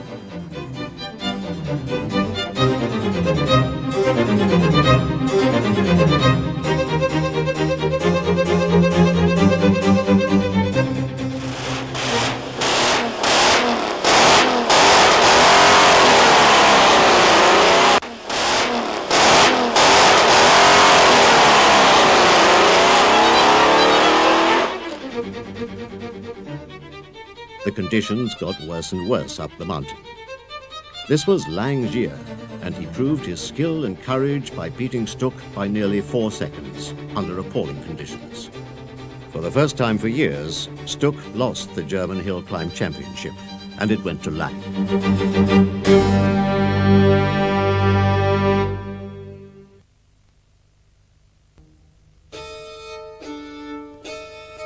The last race for the Silver Arrows was on the streets of Belgrade in Yugoslavia. Only a few days ago, Poland had been invaded, and in less than 2 years' time, German tanks will be rumbling along these streets, and thousands of Yugoslavs will be murdered in cold blood by the Nazis. The Mercedes and Auto Union teams were already in Belgrade, and although war was imminent, Hunlein had ordered the Germans to stay on and race.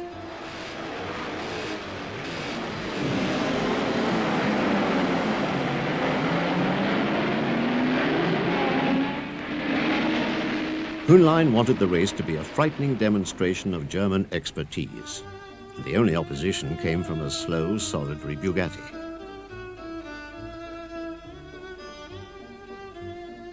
Von Braukic had been fastest in practice and took the lead from the start, with Lang close behind. Von Braukic drove brilliantly on this slippery, cobbled circuit. For a time, Lang closed up, but had to retire with glass in his eye after a stone from Von Braukic shattered his goggles.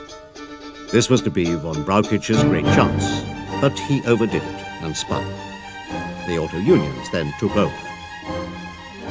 For a time it looked like a certain Auto Union victory, but tyres punctured and a quick pit stop put Von Braukic back within seconds of Nuvolari. This was not exactly what Hunlein wanted.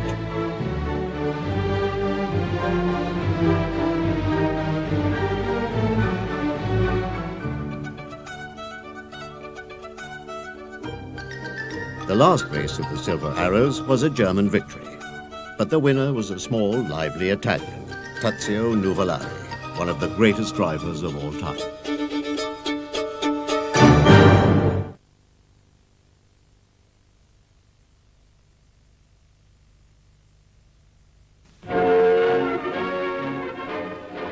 (1939) had been a Mercedes year.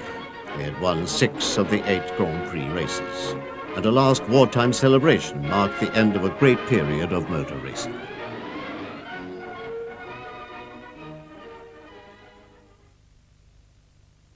In 1939, a Heinkel fighter was fitted with a Daimler-Benz 601 aircraft engine and attained a first absolute speed record for Germany. A month later, a similar DB601 engine was used to take the record up to 469 miles an hour, which remained unbeaten for 30 years. DB601 engines were fitted to thousands of Messerschmitt fighters. Much of the wartime history of Daimler-Benz is still hidden, and not relevant to motor racing. But the works at Untertürkheim, where the racing cars had been built and developed, became the center for the development of the DB601 engines. These engines played a major part in the war, and Daimler-Benz had factories scattered over Germany and Eastern Europe, where tens of thousands of men and women, including foreign slave workers, were thrown on a massive scale into the battle to produce aero engines for the Luftwaffe and for tanks. Untertürkheim, with its highly skilled staff working on research and development, became a prime target for the Royal Air Force.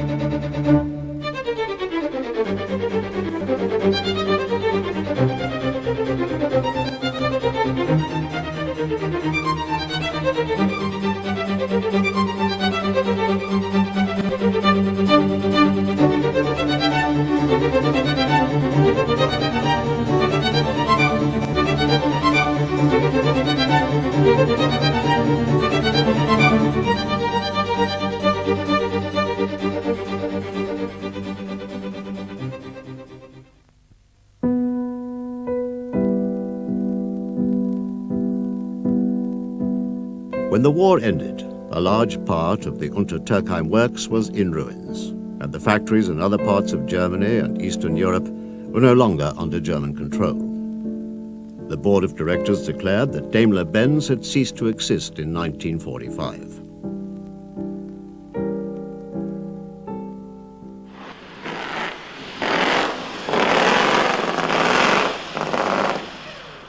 But in 1950, a familiar figure was seen at an overgrown Nürburgring, together with Caracciola and Lang. Neubauer had retrieved 3 1939 Grand Prix cars from their wartime hiding places. The cars performed well on this early test, but they needed support if they were to race again. The Daimler-Benz works could do little to help, as they struggled to survive and were fully occupied repairing old cars and building 170V saloons. More pedestrian cars were in urgent demand and given priority in obtaining raw materials. The surviving cars were little more than souvenirs of a great past. The attempts to race the pre-war cars by both works drivers and private owners failed miserably without the racing service that had made them so effective in the past. In 1952, Daimler-Benz made a modest return to racing, using an engine and many components from passenger cars in impressive new sports cars. Lightweight frames had been wrapped around nearly standard engines to challenge newcomers Jaguar and Ferrari. Neubauer was a more imposing figure than ever and came to Le Mans with 3 300 SL coupes.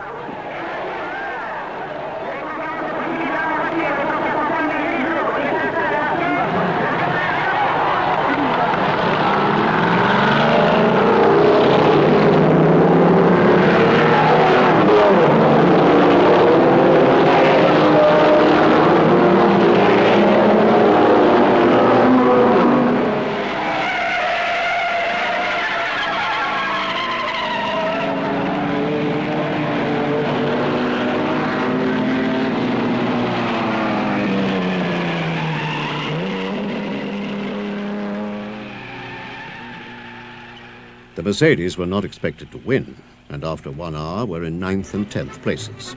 But as the race wore on, the field of over 60 cars was reduced to 17.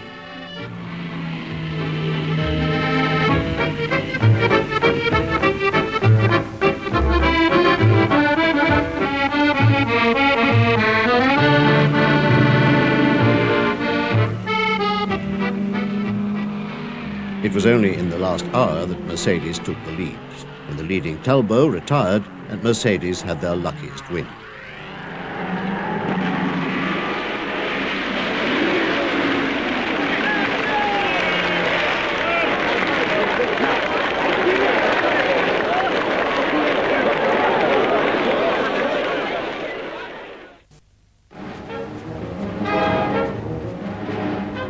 Daimler-Benz racing service was a modest affair, but American dollars were badly needed, and a last-minute decision was made, at the request of the American sales force, to go to Mexico in November to take part in the 2,000-mile Carrera Panamericana.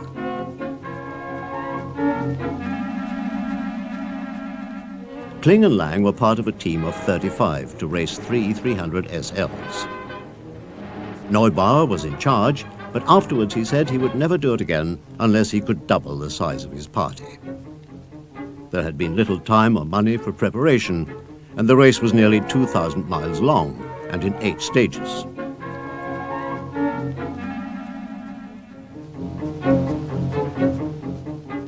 The first days were the toughest, and Neubauer had decided not to challenge the Italians on the early stages.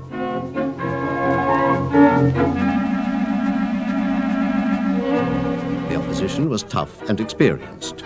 Ferrari Mexicos with 4-liter engines were the most powerful cars in the race and had experienced Mille Miglia drivers. This was new territory for the Germans. A solitary American, John Fitch, an American sports car champion, was 4th when disqualified for a technical infringement.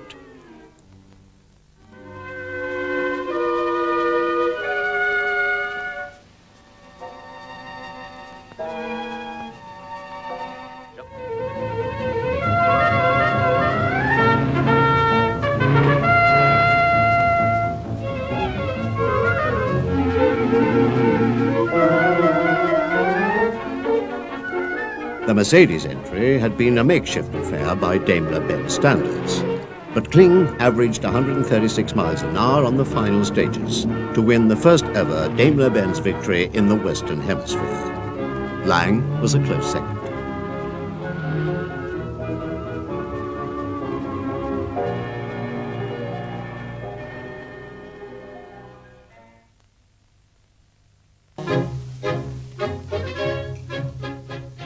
Mercedes came back into Grand Prix racing in 1954, when a new formula limited engine size to 2.5 litres unsupercharged.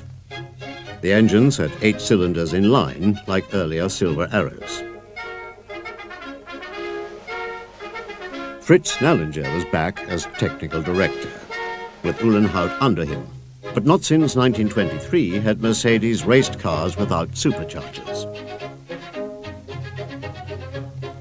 New to motor racing was the Bosch fuel injection system and a positive valve control system referred to as Z-drive, but better known as desmodromic.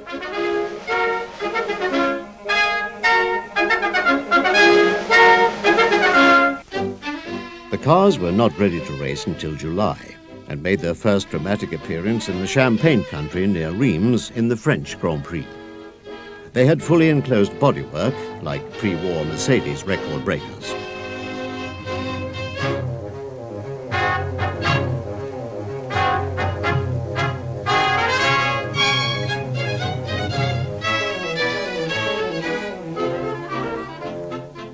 Carl Kling, the winner in Mexico, was driving number 20. A record crowd of 300,000 turned up to see the return of the Silver Arrows after 14 years' absence. In practice, one Mercedes had, for the first time ever, lapped the circuit at over 200 kilometers per hour and won a prize of 50 bottles of champagne. Neubauer brought in a promising young newcomer, Hans Hermann, to drive number 22. The star new driver for Mercedes had been spotted by Neubauer some years earlier in South America.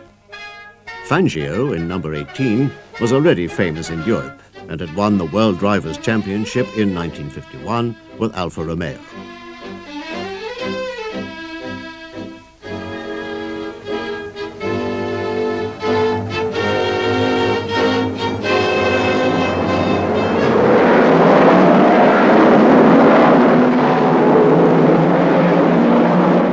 Start, Fangio and Kling streaked ahead of Ascari's Maserati and Hawthorne's Ferrari. There were 8 Maseratis and 5 Ferraris, with 4 Gordinis and 1 British HWM. The 1954 season was well recorded in this Mercedes film. and we can watch, with the advantage of hindsight, one of the most dramatic seasons in motor racing history. Italian cars had dominated motor racing since the war ended and had taken the first 9 places in the 1953 French Grand Prix. This was the first major challenge to Italian supremacy since the war. Kling and Fangio set a blistering pace, but Gonzalez in a Ferrari got between them on the first lap. The great Ferrari and Maserati drivers did their best, but almost all wrecked their engines as they tried to keep up with the Mercedes. Like earlier Silver Arrows, the new cars had swing axles. Swing axles had a bad reputation, but there were not many corners on this fast circuit. Swing axles had worked in the past, and the new cars made it all seem effortless. Time and money had been too short for too many experiments. Hermann made the fastest lap of the day at over 120 miles an hour and passed Gonzalez before retiring and depriving Mercedes of all 3 first places.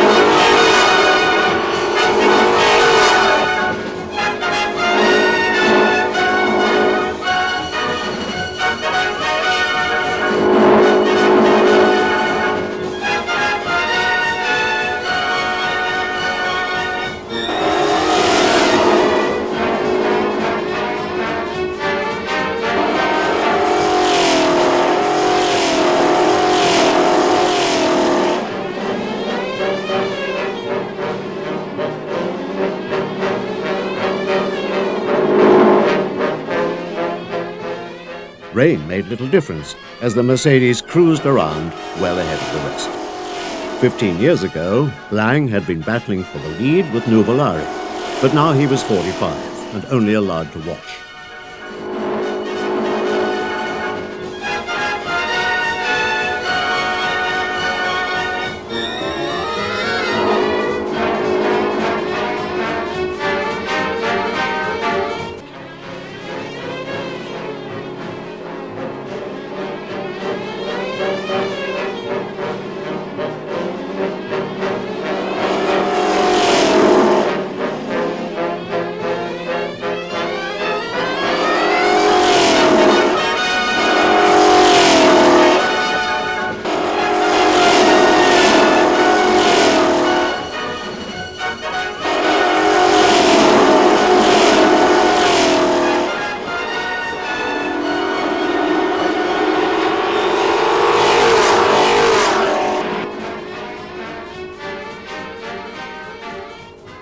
The 2 Mercedes cruised round and finished over a lap ahead of the rest.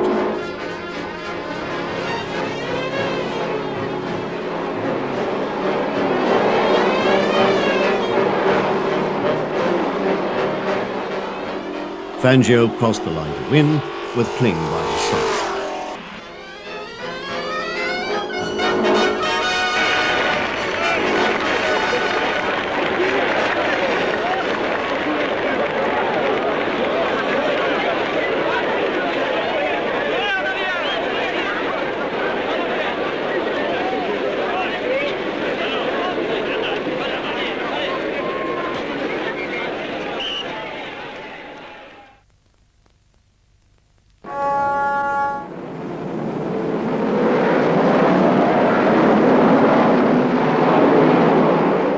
The British Grand Prix was a very different affair.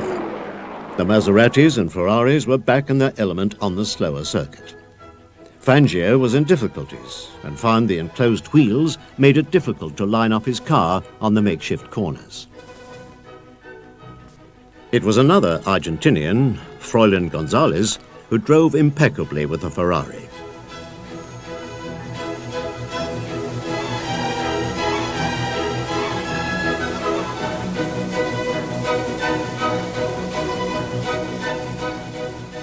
The nose of the Mercedes had not been improved by the oil barrels that marked the course.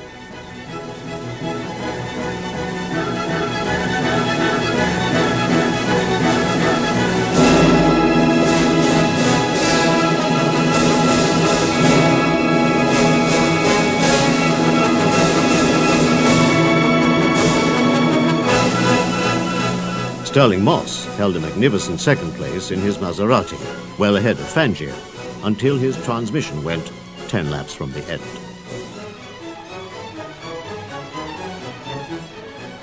It was Hawthorne who then took second place behind Gonzalez for Ferrari. It was not a Mercedes day. Gonzalez won with Fangio fourth, over a lap behind. Kling was way back in seventh place.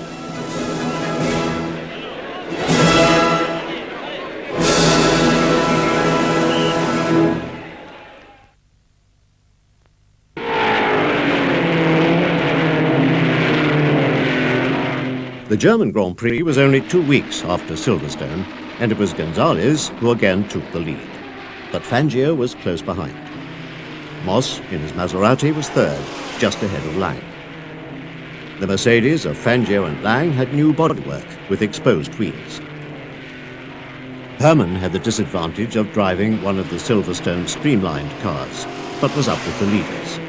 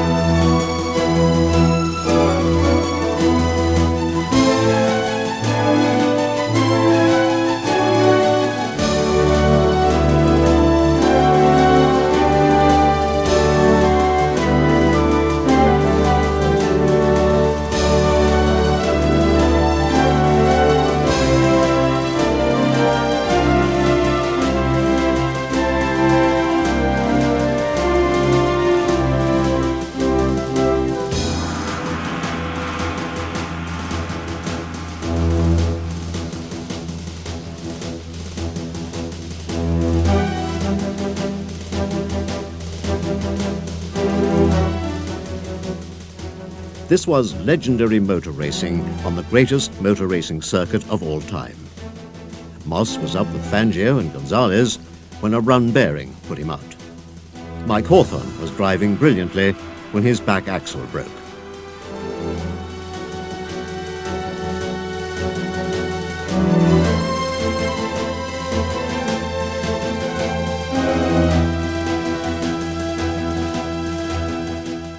On lap 5, Lang, driving with much of his pre-war fire, passed Gonzalez. Most sensational was Kling, who had started at the back after an accident during practice and raced through the field to pass Gonzalez.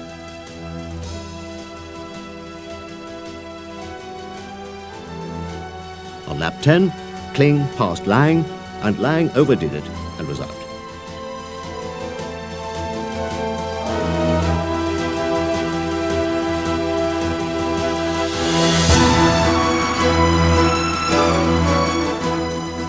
Still, Kling did not slow and pressed Fangio, although he'd been signalled to ease off. Almost inevitably, Kling was in trouble, and an unfortunate pit stop was not popular with Neubauer and pushed Kling down to 4th. Gonzalez was also in trouble and handed over to Hawthorne, who brought the Ferrari into 2nd place, 1 minute behind Fangio, with Trintignant 3rd. After 15 years, the German Grand Prix had been won again by a German car. Kling was 4th, 6 minutes behind Fangio. It had not been the overwhelming victory Mercedes had hoped for.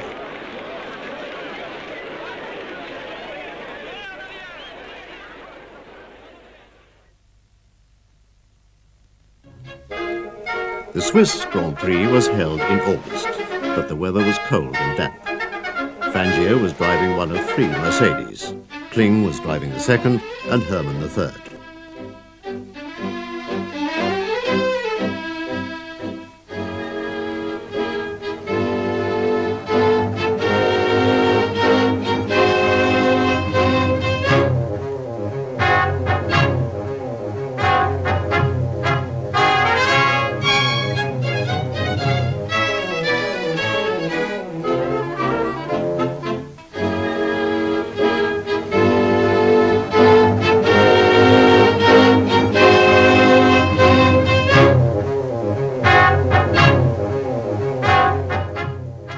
Gonzalez's Ferrari had pole position, with Fangio and Moss's Maserati alongside.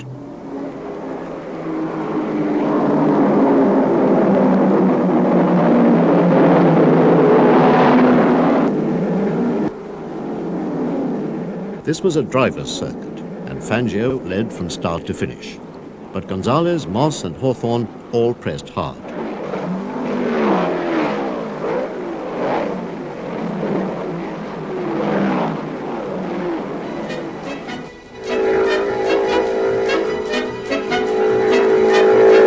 Gonzalez, Moss, Kling, Ken Warden, Hawthorne, Bera, Hermann, Mantovani, Mieres jagen hinterher.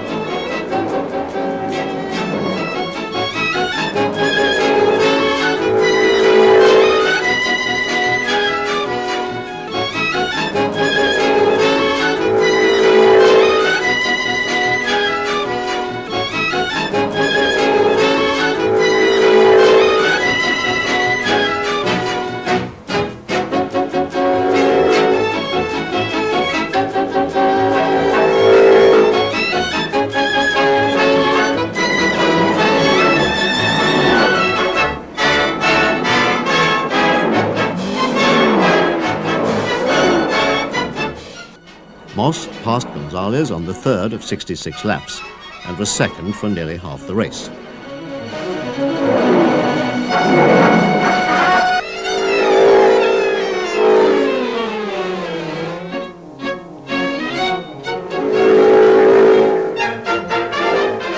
Kling spun early and was as fast as the leaders and was 3rd when his engine failed.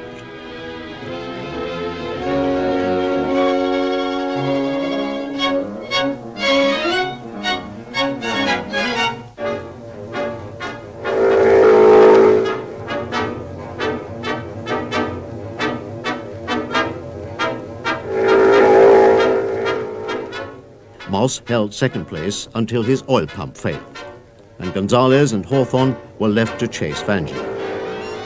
Hawthorne was out after 30 laps when his oil pump also failed. It was left to Gonzalez to be the only serious challenger to Fangio.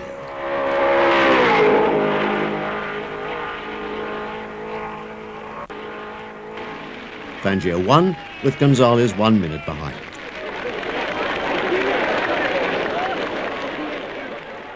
Hermann finished a fighting third, a lap behind Fangio.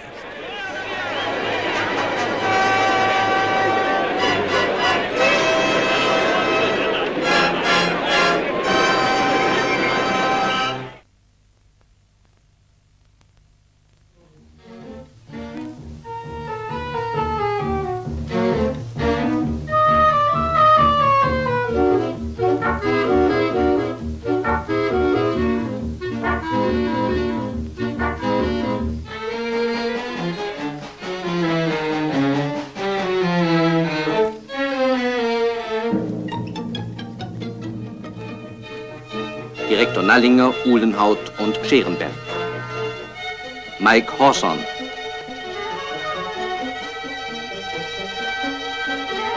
Alberto Ascari.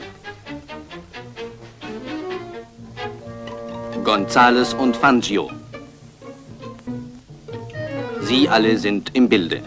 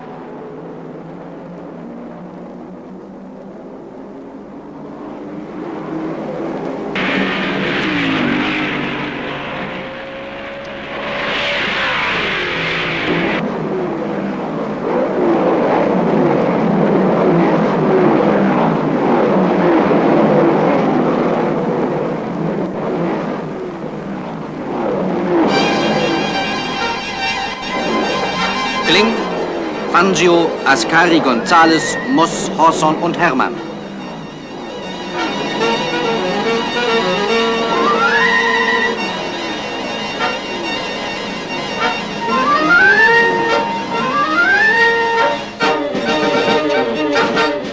For 3 laps, Kling was in the lead, with Fangio keeping company.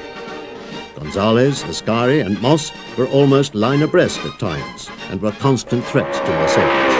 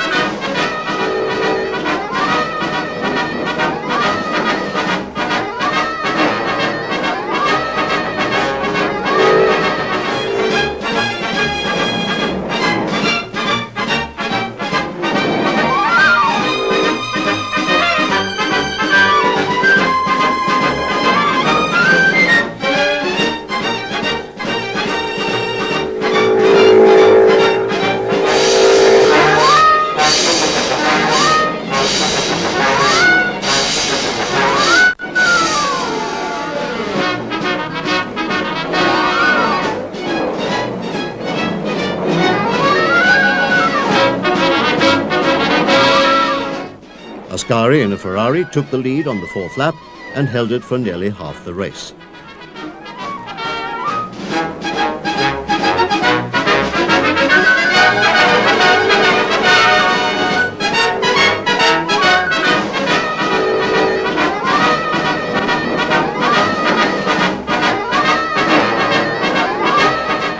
Moss was driving a red works Maserati for the first time and slipstreaming Fangio and Ascari when he saw his chance.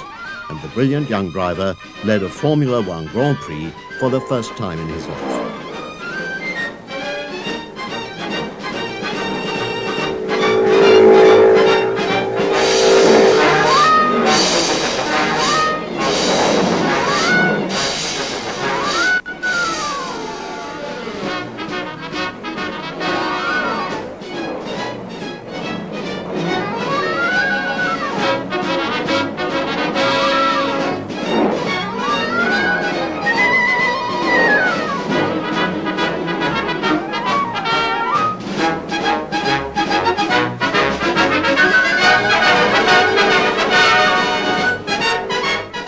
Laps from the end, Moss lost oil pressure and the race.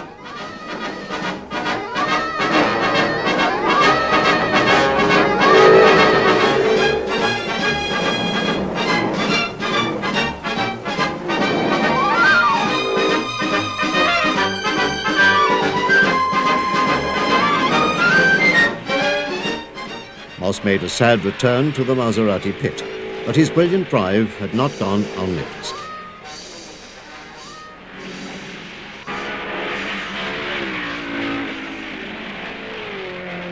Fangio's win made him unbeatable as world champion for 1954.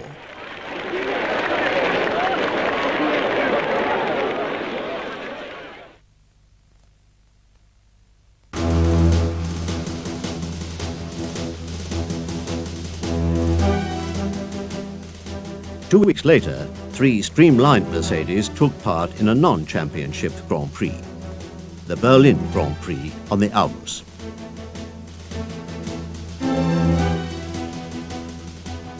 The circuit had been reduced from over 12 miles to less than 6, because the long straights of the 30s intruded into the Russian sector. Berlin was a divided city, but it was still easy to travel from east to west, and this was a dramatic chance to show those living in East Berlin that the West was doing well. This was an ideal setting for the streamliners, and an average speed of over 130 miles an hour made the Berlin Grand Prix the fastest motor race in the world, faster even than the Indianapolis 500. It was hardly a race, as there were none of the Italian teams, and only Jean Vera in a Gordini was ever among the Mercedes.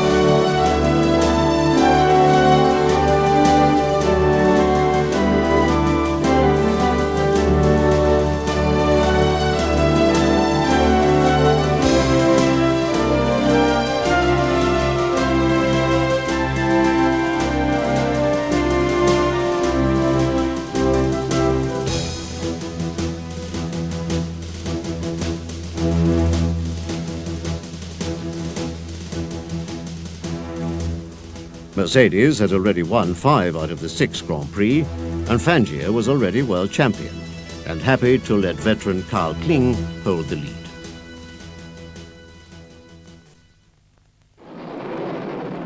The Spanish Grand Prix was a disaster for Mercedes. Shell led in the Maserati from the start, with Ascari in the new Lancia second, Orton third, and the Mercedes trailing behind.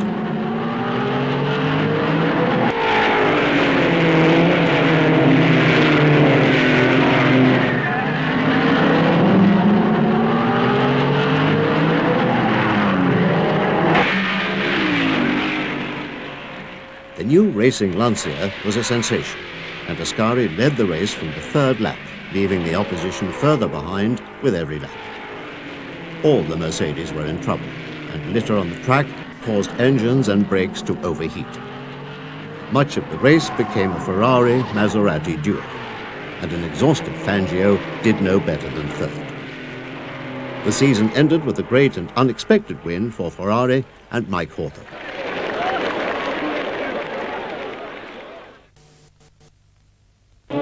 Llega el día de la gran prueba. The 1955 season started off early with the Argentine Grand Prix on the 16th of January. There was a vast crowd at the Buenos Aires Autodrome to cheer on their national heroes, Fangio, the world champion, and Gonzalez, the runner-up. President Perón was escorted to his seat by Gonzalez.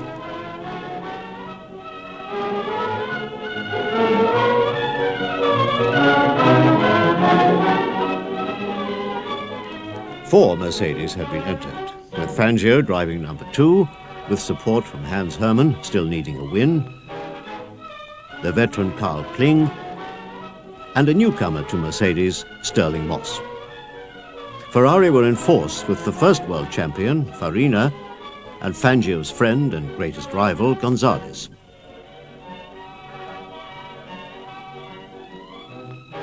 Most exciting of all were the new Lancias, to be driven by one of the greatest of all drivers, Alberto Ascari, the veteran Villarese, and the young Castellotti. Y es Juan Manuel Fangio, el gran animador de la carrera, el que simbólicamente inicia la jornada.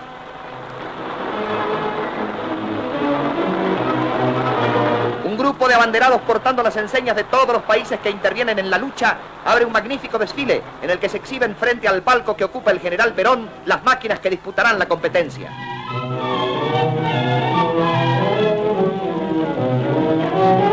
Silencio expectante en las tribunas. Solo rugen los motores cuando la bandera da la señal de partida. En el piqué, Fangio, con la máquina número 2, toma decididamente el comando del lote. Fangio led away at the start, and there was chaos behind, but finished off Kling. El resto de los competidores.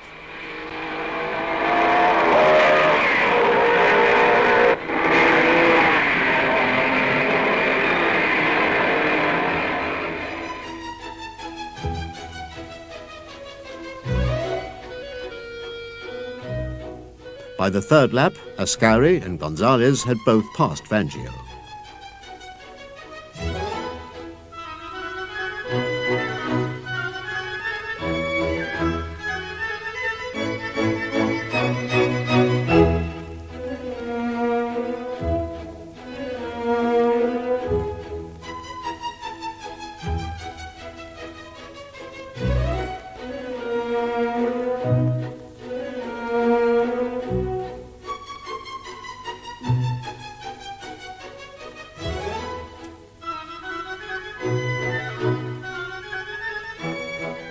The heat was blistering and took its toll as drivers collapsed one after the other.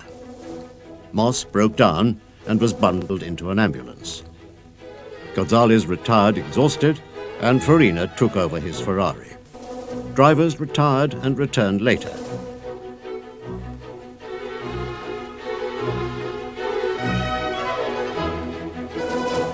Fangio came in and poured a bottle of mineral water over his head instead of drinking it.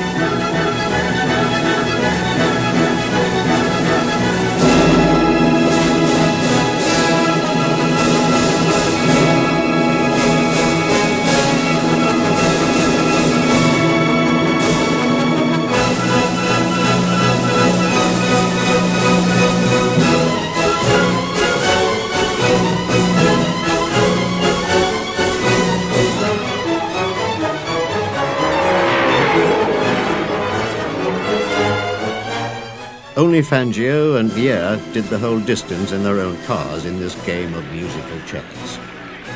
Gonzalez shared a car with others to take second place. Almost unnoticed, Moss returned and shared a car with Kling and Hermann to come in fourth.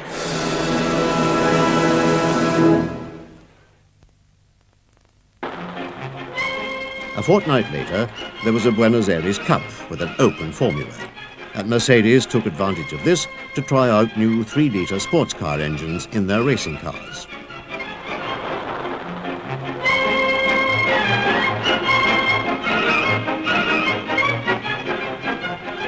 Fangio was the favourite, but a newcomer was sensational. Largaron. Se inicia la primera serie enfilando la recta a gran velocidad en el Autódromo 17 de octubre. Sterling Moss in the third row came through brilliantly to take the lead from Fangio from the start of one of the two heats. Fangio encabeza el pelotón.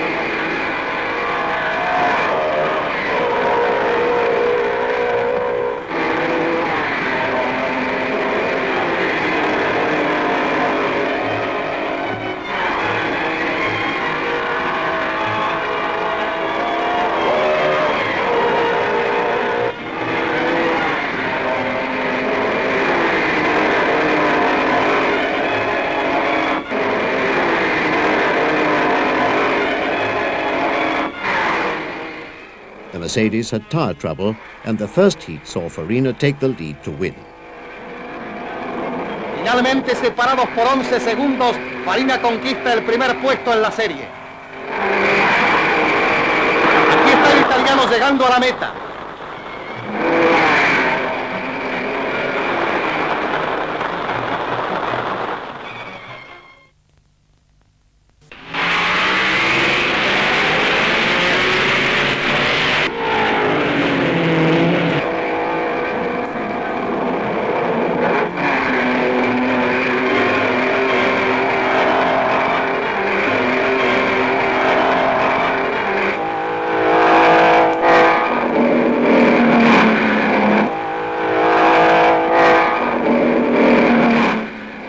In the second heat, Moss scraped past Fangio.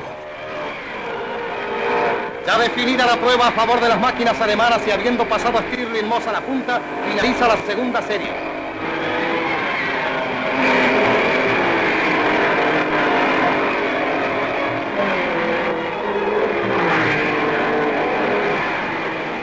This was Moss's first win for Mercedes, but the result depended on the aggregate time for the two heats, and Fangio was the overall winner.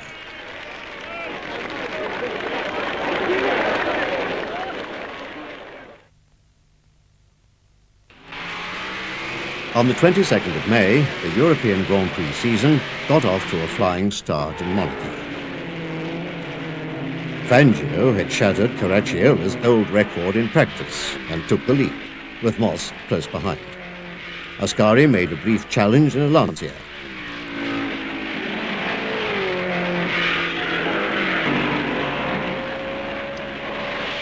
By halfway, it all seemed to be over, with two Mercedes leading by nearly half a lap. And then Fangio disappeared, with his first and only engine failure in a Mercedes. Moss led for a time, and then his engine also broke. Ascari went into the water and survived, but it was his last race. No Mercedes finished. It was left to Maurice Trintignant to have a surprising win for Ferrari.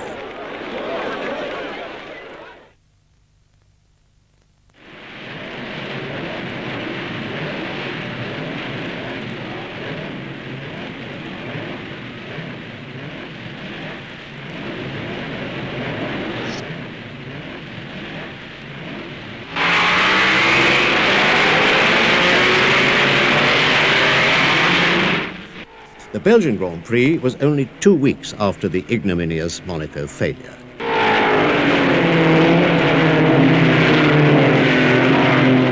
On the fast Spa circuit, Fangio took the lead from the start.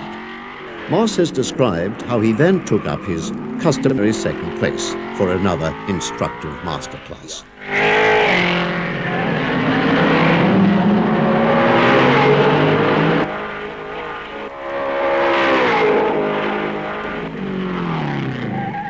Before the finish, the two leading Mercedes had lapped the whole of the rest of the field.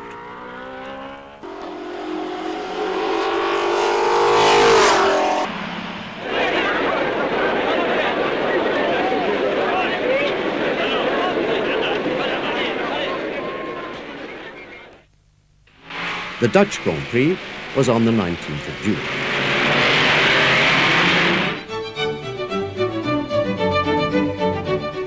The French, Swiss and Spanish Grand Prix had all been cancelled after a disastrous accident at Le Mans. But the Dutch kept their head, and the Crown Prince was there to make it a state occasion.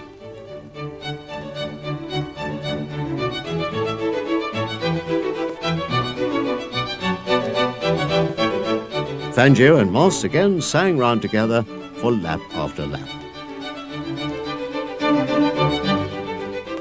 Ferrari were having a bad year with the Super Squallow, and even Hawthorn, who was at the top of his form, could do nothing against the Mercedes.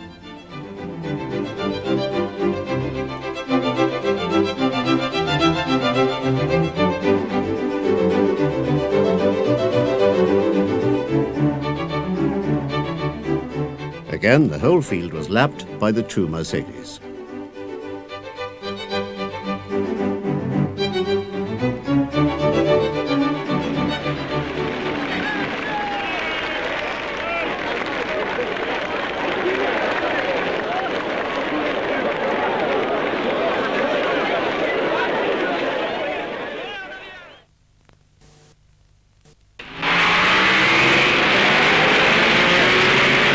The British Grand Prix was at Aintree, near Liverpool.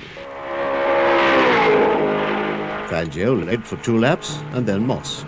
They swapped the lead several times, and then, towards the end, to the delight of the crowd, Moss became the first ever British winner of a British Grand Prix.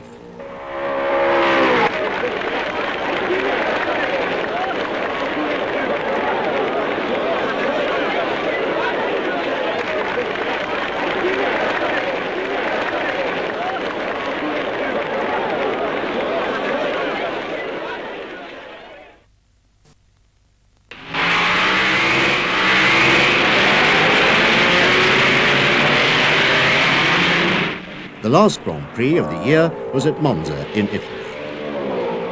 Fangio led from start to finish. Moss was close behind until a stone broke his windscreen.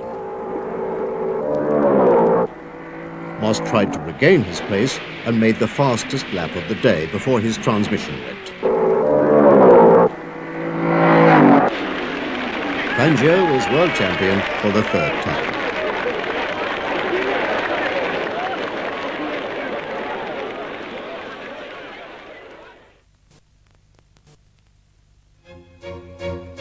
But this was not all the story. In 1955, the Italian 1,000-mile race, the Mille Miglia, was early in May and was part of the World Sports Car Championship. Mercedes entered 4 specially built 300 SLRs. The Mercedes 300 SLR was based on the Grand Prix car, but with an enlarged engine and a body widened for a possible second seat.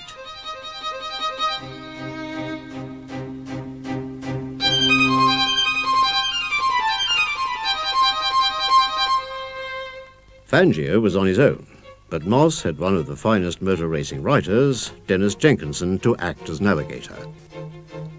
For months, the Mercedes team had been working on the route, and Jenks had it worked out on a roll of paper.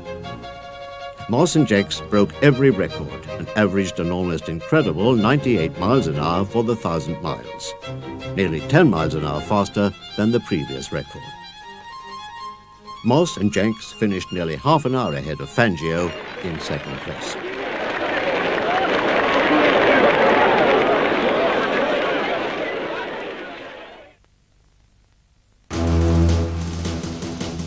4 weeks after the Mille Miglia, 3 Mercedes sports cars raced on the Nürburgring against an assorted collection of Italian, British and French cars.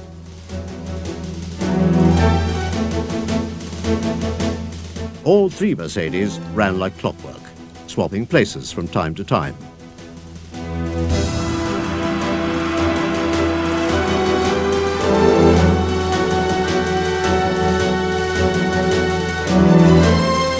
Fangio and Moss finished side by side.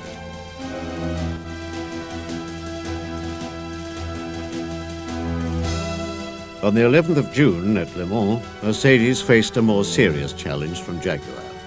Hawthorn in a Jaguar was just ahead of Fangio when disaster struck. Pierre Levesque in one of the Mercedes was killed, and 82 spectators died in the worst accident in motor racing history. The rest of the team reluctantly withdrew, whilst easily leading the race.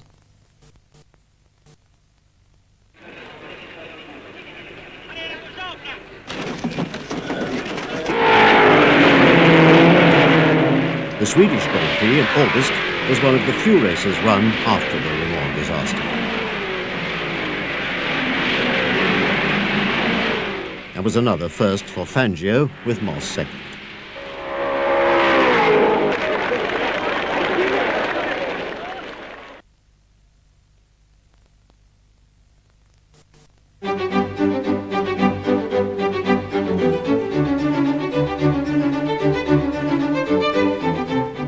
The Tourist Trophy was back in Northern Ireland for its Golden Jubilee, with 49 cars and 98 drivers.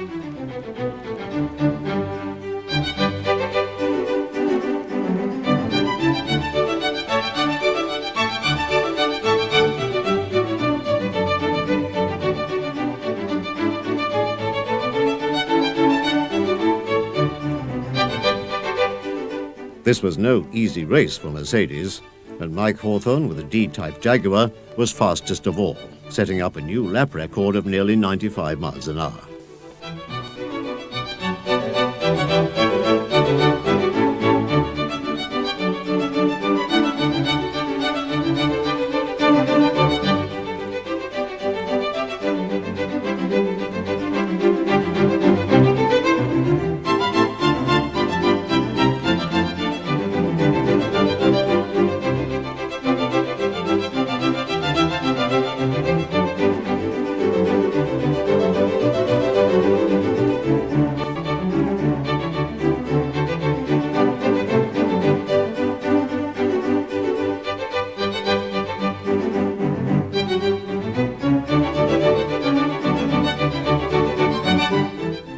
But with only a quarter of an hour to go, Hawthorn's engine went, and Moss, partnered by John Fitch, came through to win by 1 second, just ahead of Fangio and Kling.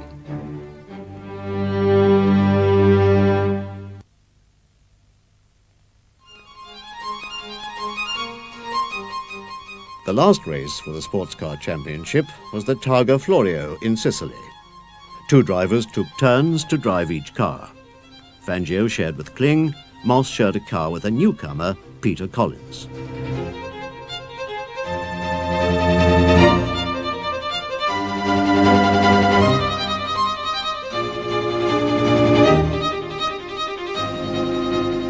Moss went off the road and Collins hit a wall, but fortunately not a very good wall.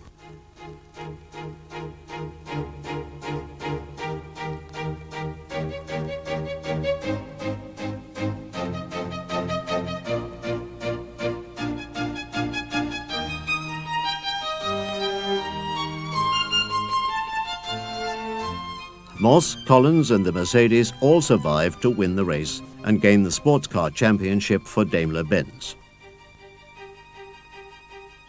It had been Neubar's greatest year.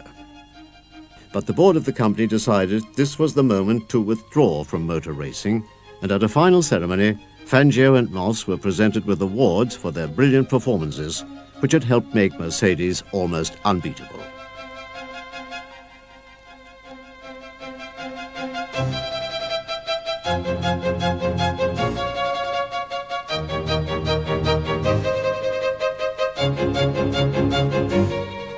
It was a sad moment for Neubar, but at least it can be said that in the years ahead, there would be a chance for other firms to win some motor races.